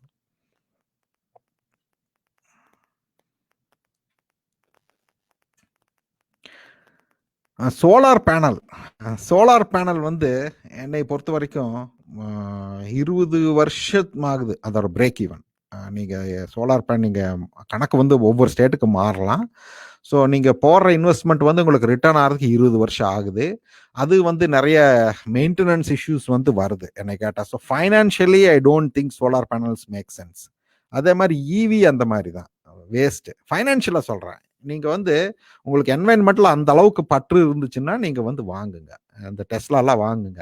ஆனால் டெஸ்லா வந்து $60,000 நினைக்கிறேன் இல்லையா? நீங்கள் $60,000 டெஸ்லா வாங்குறதுக்கு ஒரு $20,000 கரோலா வாங்கினீங்கன்னா உங்களுக்கு $40,000 மிச்சமாகும். நீங்கள் கேஸ் விலை வந்து $2 இங்கே விஸ்கான்சனில். ஸோ நீங்கள் கணக்கு போட்டு பாருங்கள், $40,000 நீங்கள் சேர்த்துறதுக்கு how long you have to drive. You have to drive, go around the world multiple times. So both don't make sense financially. ஆனா எமோஷனலி உங்களுக்கு அது நல்ல டெசிஷனா தெரியலாம். But this is not about emotion, this about minimalism is about finance. Young சில்ட்ரனுக்கு வந்து first investment வந்து light போட்டுறேன்.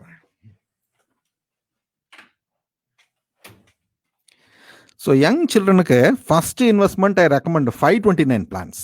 அவங்களோட எஜுகேஷனுக்கு நீங்கள் பண்ண வேண்டியது. ஸோ அது ஃப்ளாரிடாவில் வந்து ஸ்டேட் இன்கம் டேக்ஸ் கிடையாது. ஸோ உங்களுக்கு 529 பிளானில் டேக்ஸ் பெனிஃபிட்ஸ் வந்து இருக்காது.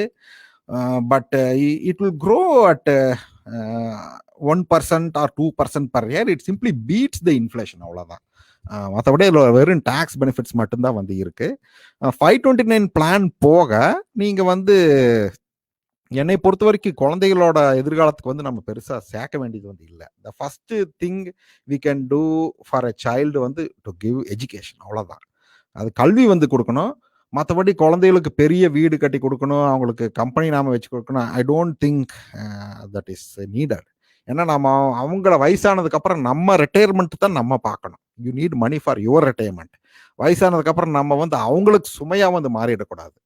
அவங்களுக்கு நம்ம முடிஞ்ச வரைக்கும் நம்மளால செய்ய வேண்டியது படிச்சு இலவசமாக அவங்களுக்கு எந்த செலவும் இல்லாமல் படிக்க வச்சு ஒரு நல்ல வேலையை லைக் நம்ம வாங்கி கொடுக்க முடியாது. They can take their own money. அது போக அவங்களுக்கு நம்ம அட்வைஸ் அண்ட் கைடன்ஸ் தான் பண்ண முடியும். வேற எது நம்மளால பண்ண வேண்டிய அவசியம் இருக்கிறதா நான் நினைக்கல.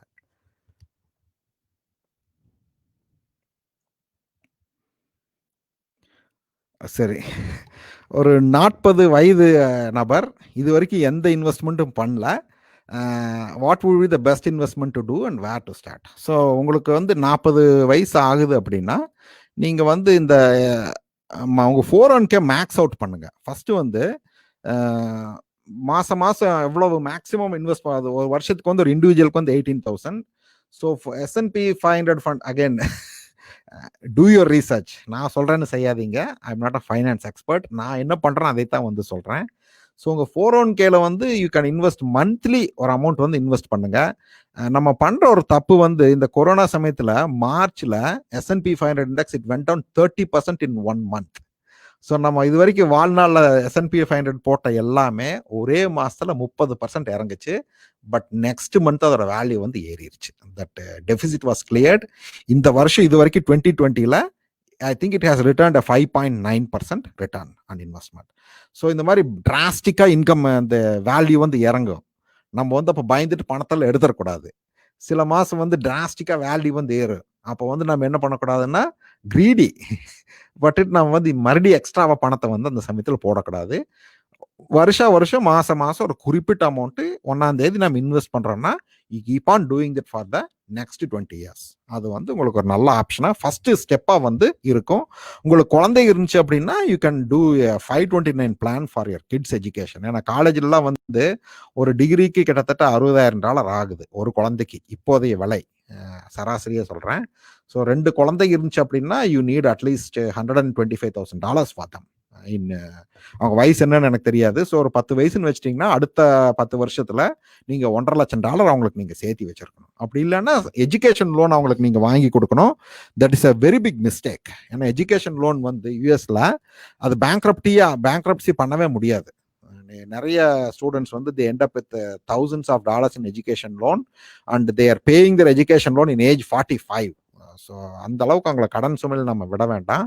ஸோ குழந்தைகளோட கல்வி மற்றும் உங்க ரிட்டையர்மெண்ட்டுக்கு நீங்க ஸ்டார்ட் பண்ணலாம் இன்வெஸ்ட்மெண்ட். ஒரு குவிக் டைம் செக். மணி 7:03 ஈஸ்டர்ன். இன்னும் क्वेश्चंस நிறைய இருக்கு. ஸோ கண்டினியூ பண்ணலாங்களா? நேரத்துக்கு போலாங்களா? I am fine. Wonderful. Thank you. I just want to check. ஏன்னா I'm sure எல்லாருமே வெள்ளிக்கிழமை சாயங்காலம் வெளியில plan வச்சிருந்தாங்கன்னா that's why I want to do a quick time check.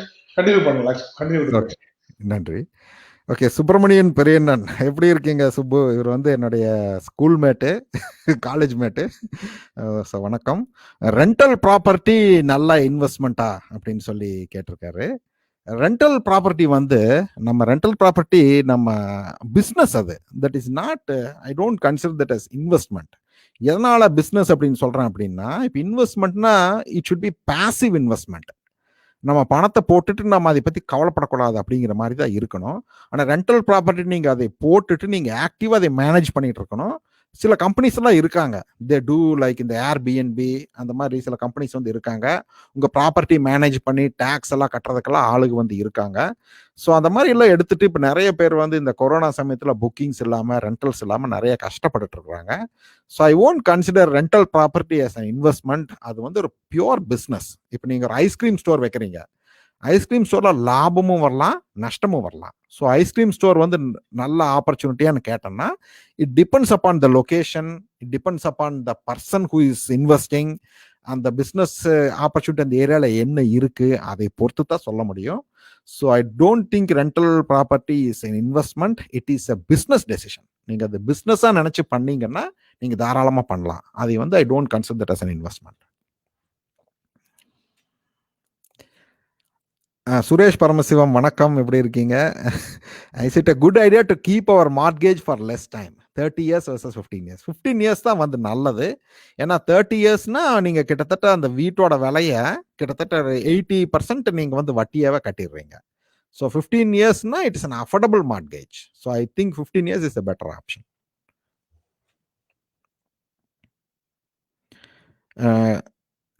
State காலேஜஸ்ல அவுட் ஆஃப் ஸ்டேட் ஸ்டூடெண்ட்ஸ்க்கு வந்து டியூஷன் ஃபீ எவ்வளவு, undergraduate and graduate master ஸ்டடீஸ்ன்னு கேட்டிருக்காரு.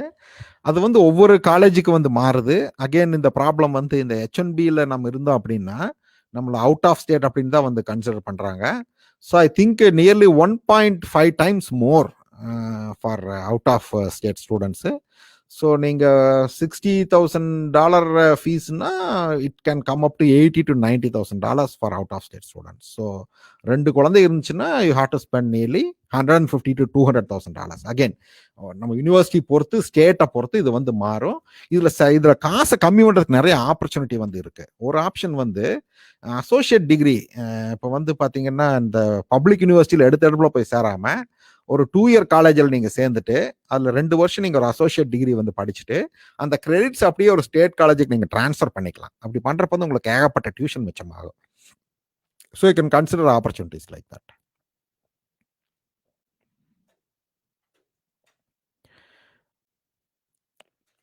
சரி, யூனிவர்சல் லைஃப் இன்சூரன்ஸ் எடுக்கிறத பற்றி என்ன நினைக்கிறீங்க? Cash value, life care support after retirement and illness.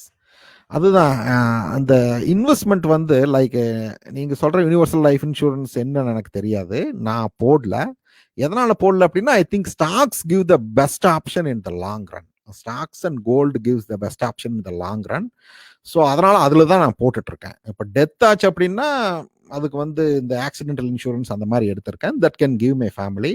ஆனால் ரிட்டையர்மெண்ட்டுக்கு அப்புறம் ஐ டோன்ட் திங்க் எல்ஐசி அந்த மாதிரி எதுவுமே வந்து it grows in the amount which stock investment cross.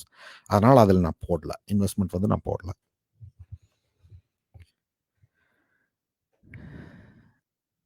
Please make your presentation available offline. இது வந்து நம்ம இதில் டேம்பா தமிழ் மன்றம் வெப்சைட்டில் வந்து இருக்கும்.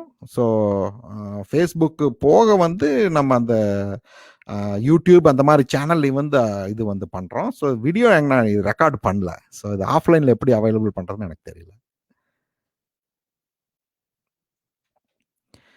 சரி, please suggest how much maximum we can contribute in 529 plan for each child. So நான் எனக்கு தெரிஞ்சது சொல்கிறேன். எனக்கு தெரிஞ்சு நீங்கள் எங்கள் ஸ்டேட்டில் இது ஒவ்வொரு ஸ்டேட்லேயும் ரூல் வந்து ஒவ்வொரு மாதிரி இருக்கும். ஸோ யூஎஸ் முழுக்க என்ன ரூல் எனக்கு தெரியாது.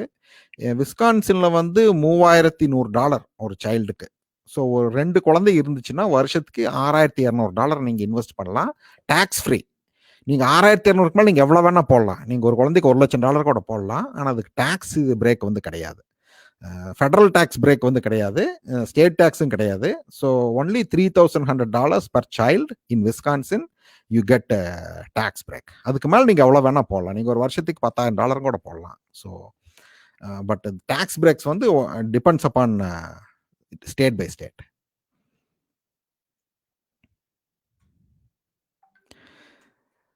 சரி, நியூசிலாந்திலிருந்து கேட்டிருக்காங்க. வணக்கம். 0% வட்டிக்கு பொருட்களை வாங்கினா என்ன இதுன்னு வந்து கேட்டிருக்காரு.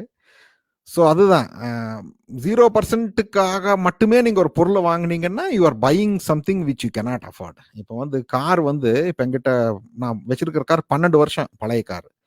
இப்போ 0% இன்ட்ரெஸ்ட் ஆஃபர் வந்துச்சு. They give like $30,000 car for 0% interest. ஆனால் அப்படி பண்ணுன்னா I have to give my old car.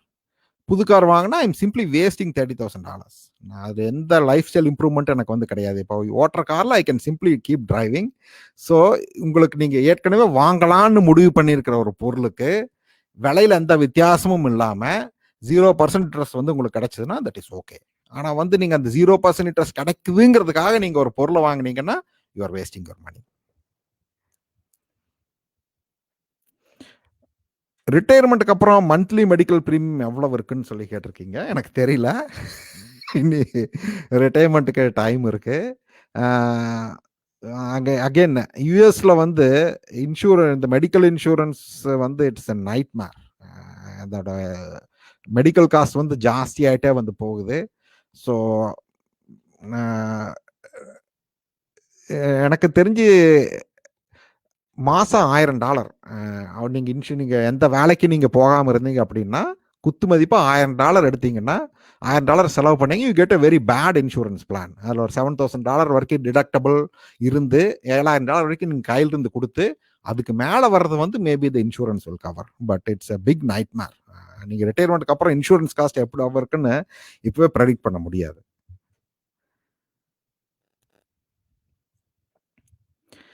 அந்த H1Bயில் இருக்கிறவங்களுக்கு அந்த சோஷியல் செக்யூரிட்டி டாக்ஸஸ் எல்லாம் என்ன ஆகுதுன்னு கேட்டிருக்கீங்க.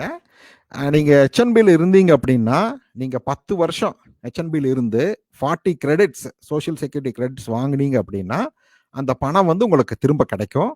உங்களுக்கு அதாவது உங்களுக்கு 62.5 வருஷத்துக்கு அப்புறம் நீங்கள் அந்த பணத்தை வந்து உலகத்தில் எங்கே இருந்தாலும் நீங்கள் சோஷியல் செக்யூரிட்டியில இருந்து உங்களுக்கு மந்த்லி இந்த பென்ஷன் வந்து வந்துடும். நீங்க 9 வருஷம் 9 மாசம் வேலை செஞ்சுட்டு இந்தியா போனீங்கன்னா அந்த பணம் வந்து அவ்வளவுதான், கோவிந்தா, வராது.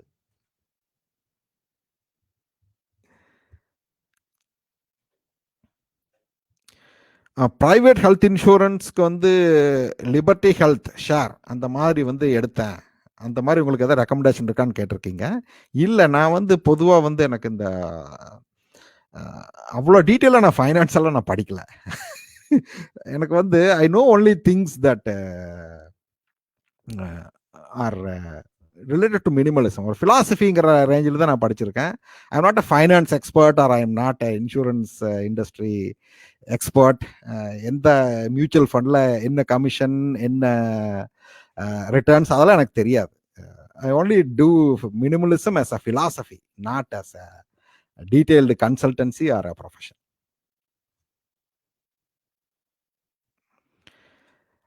யூஎஸ்ஐ விட்டு வெளியில குழந்தைகளுக்கு காலேஜில் படிக்க வைக்கலாமான்னு கேட்டிருக்கீங்க.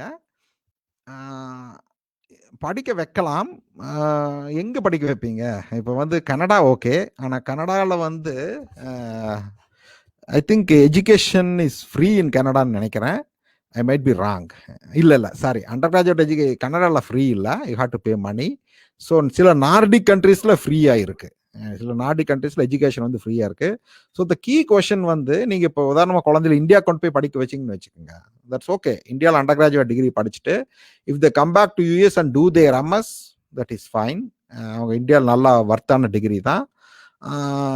ஸோ அந்த மாதிரி பண்ணுறதுனா பண்ணலாம். பட் ஜஸ்ட் இந்தியன் டிகிரி அல்லது வேற கண்ட்ரி டிகிரி மட்டும் நீங்கள் படிச்சிங்கன்னா that is not recognised in US. So அந்த ப்ராப்ளம் வந்து இருக்குது.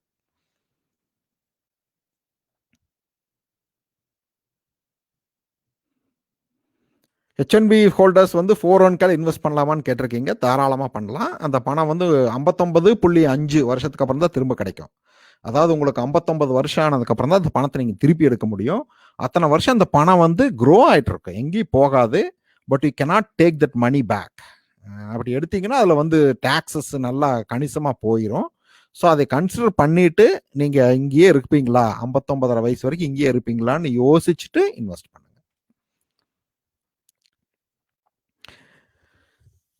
What to you think about crypto currency? அந்த கிரிப்டோ கரன்சி வந்து ட்ரேடிங்க்கு வந்து ஓகே. ட்ரேடிங் அப்படிங்கிறது வந்து ஒரு கேம்பிளிங் மாதிரி. எப்படின்னா, இன்னைக்கு போடுறீங்க கிரிப்டோ கரன்சி வேல்யூ இன்னைக்கு வந்து $12,000 இருக்கு, நாளைக்கு $20,000 ஆகும். ஸோ இனி 5 வருஷம் கழிச்சு அதோட வேல்யூ என்ன, ஃபியூச்சர் என்னன்னு யாருக்கும் வந்து தெரியாது. ஸோ வாரன் பஃபட்டோட பிரின்சிபிள் படி உங்களுக்கு புரியாத தெரியாத டெக்னாலஜியில் நீங்கள் முதலீடு பண்ணக்கூடாது. அவர் பண்ண மாட்டார். அவர் சாஃப்ட்வேர் அதில் வந்து முதலீடு பண்ணது கிடையாது.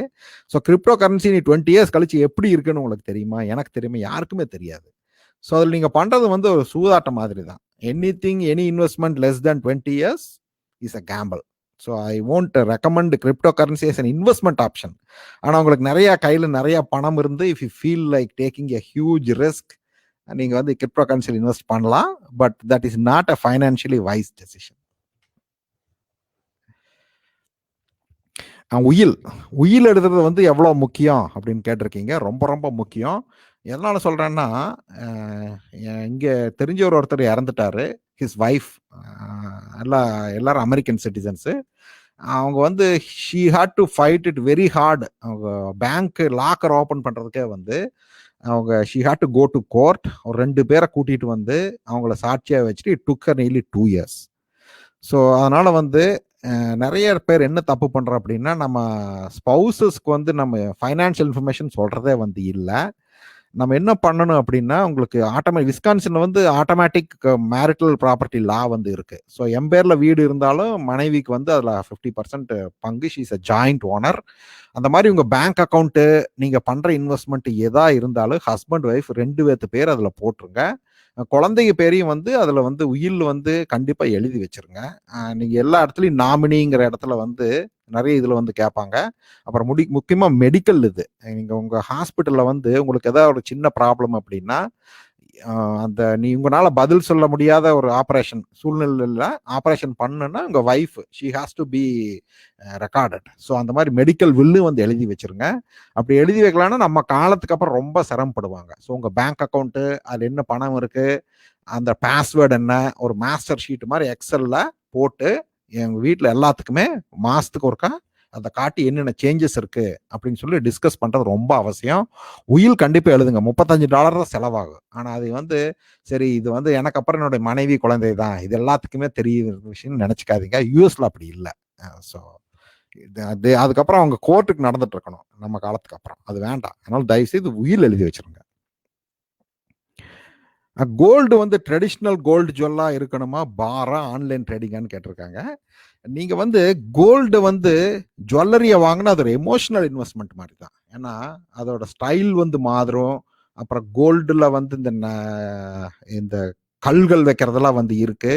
ஸோ ஜுவல்லரி வாங்குறது வந்து I consider that as more of an emotional thing. நீங்கள் உங்களுக்கு பிடிக்குது, நீங்கள் வாங்குறீங்க, அவ்வளோதான். அந்த கோல்டு பார்லாம் வாங்குனீங்க அப்படின்னா அதை சேஃப்கார்டு பண்ணுறது கஷ்டம். நீங்கள் வீட்டில் வச்சுட்டு இருக்கணும். நிறைய வீடுகள் எனக்கு தெரிஞ்சு இந்தியன் வீட்ஸை டார்கெட் பண்ணி கொள்ளையடிக்கிறாங்க. ஏன்னா இந்தியன்ஸ்னால் ஜுவல்லரி வச்சுருப்பாங்கன்னு எல்லாத்துக்குமே தெரிஞ்சிருக்கு. ஸோ நிறைய வீடுகளில் டென்னசியில் நான் இருந்தப்போ நிறைய அந்த மாதிரி சம்பவம் கேள்விப்பட்டேன். இந்தியன்ஸ் வீடை டார்கெட் பண்ணி ஈவன் புவர் இந்தியன்ஸ் ஜுவல்லரின்னு டார்கெட் பண்ணுறாங்க. இல்லைன்னா நீங்கள் பேங்க் அக்கௌண்ட் வச்சுட்டு even bank locker is not safe. நம்ம வந்து சேஃப்னு நினச்சிக்கிறோம். That is just a building.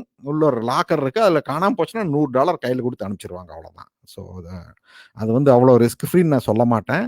அந்த ஆன்லைன் கோல்டு வந்து இட்ஸ் ஓகே. நீங்கள் கோல்டு இன்வெஸ்ட் பண்ணுறீங்கன்னா IRLையும் கூட நீங்கள் வந்து இன்வெஸ்ட் பண்ணலாம். ஸோ கோல்டு பாண்ட்ஸ் அந்த மாதிரி வாங்கிக்கிறது வந்து இட்ஸ் அ குட் ஆப்ஷன்.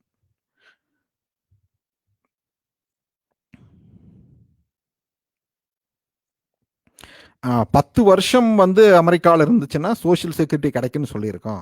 10 வருஷம் கண்டினியூஸாக இருக்கணுமா அல்லது பிரேக்ஸ் வந்து இருக்கணுமான்னு கேட்டிருக்கீங்க, எடுக்கலாமான்னு கேட்டிருக்கீங்க. பிரேக்ஸ் தாராளமாக இருக்கலாம். நீங்கள் 5 வருஷம் வேலை செஞ்சுட்டு 2 வருஷம் இந்தியா போய் திரும்பி 5 வருஷம் வந்து வேலை செஞ்சாங்க. All then it is 40 credits. ஒரு வருஷம் வேலை செஞ்சால் 4 கிரெடிட்டு, 10 வருஷம் வேலை செஞ்சால் 40 கிரெடிட்டு. ஸோ அந்த 10 வருஷம் you can distribute it in any way. So நீங்கள் 7 வருஷம் இந்தியாவுக்கு போயிட்டு நீங்கள் ஒரு 3 வருஷம் இந்தியாவில் வந்து யூஎஸ் வந்து ஒரு சின்ன வேலை செஞ்சாலும் கூட if you get it enough credit you'll be getting pension for rest of your life after 65.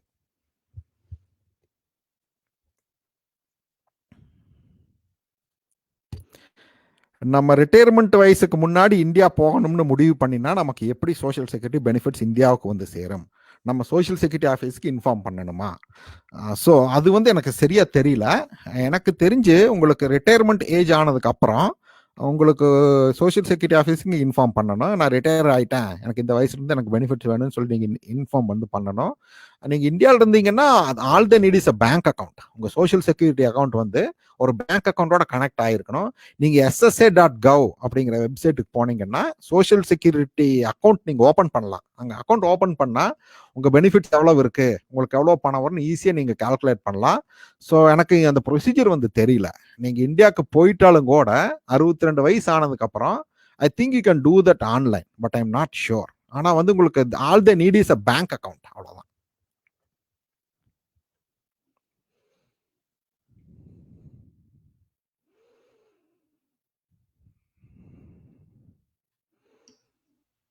இது வரைக்கும் எல்லா கேள்விகளும் முடிஞ்சு போச்சு. ரொம்ப பொறுமையா ரொம்ப ரொம்ப கிளியரா எல்லாத்துக்கும் ஆன்சர் பண்றதுக்கு ஃபர்ஸ்ட் ஆஃப் ஆல் முதல்ல ரொம்ப நன்றி. இப்போ வந்து தாம்பா தமிழ் அசோசியேஷன்ல இருந்து மொஹித் ஜாயின் பண்றாரு. மொஹித் ப்ளீஸ். வணக்கம். நன்றி உங்களுக்கு. நான் வந்து முதல்ல வந்து இந்த ஈவெண்ட் ஒரு ஆர்கனைஸ் பண்ணுறதுக்கு டேம்பாவையும் ஜாக்சன்வில்லையும் கனெக்ட் பண்ண தம்பி கார்த்திக்கு நன்றி. இந்த ஈவெண்ட்டை நல்லா சிறப்பாக செஞ்சு கொடுத்தீங்க, உங்களுக்கு ரொம்ப ரொம்ப நன்றி. அதாவது வந்து சிறு துளி பெருவெள்ளம்னு சொல்லுவோம், ஆனால் அது நல்ல ஒரு வாழைப்பழம் மாதிரி உரிச்சு ரொம்ப பக்குவமாக எல்லாத்தையுமே கொடுத்துட்டீங்க. அதில் இருந்த எல்லா டீட்டெயிலுமே சில விஷயங்கள் கேட்குறதுக்கே கொஞ்சம் நம்ம இப்படி பண்ண முடியுமான்னு யோசிச்சாலும், ஆனால் அது நீங்கள் சொன்ன மாதிரி இன்வெஸ்ட்மெண்ட்டு ஃபினான்ஷியல் பெர்ஸ்பெக்டிவ்ல அதுதான் சரியானதாக தோணுச்சு. அதுக்கப்புறம் அதை யோசிக்கிறப்போ இது வந்து சிறப்பாக நடத்தி கொடுத்தது சத்யாங்க நன்றி. மற்றபடி ரமேஷ், தனேஷ் எல்லாருக்குமே நன்றி. இதை இவ்வளோ நேரம் நல்ல பொறுமையாக இதில் இருந்து இதனுடைய பலன் அனுபவிச்ச எல்லா தமிழ் நெஞ்சங்களுக்கும் நன்றி. இதில் ஒரு பெரிய சிறப்பு என்னன்னா, தமிழ்லே கேட்கறதுனால ரொம்ப எளிமையாக இது வந்து மனசுக்குள்ள கொஞ்ச நாள் இருந்துகிட்டே இருக்கும் இந்த இது. அதுதான் இதில் ஒரு மிக சிறப்பாக நான் நினைக்கிறேன். மற்றபடி என்ன தமிழ் சங்கம், டேம்பா ஜாக்சன் தமிழ் மன்றம், டேம்பா தமிழ் அசோசியேஷன் சார்பாக எல்லாருக்கும் நன்றி, வாழ்த்துக்கள். வணக்கம்.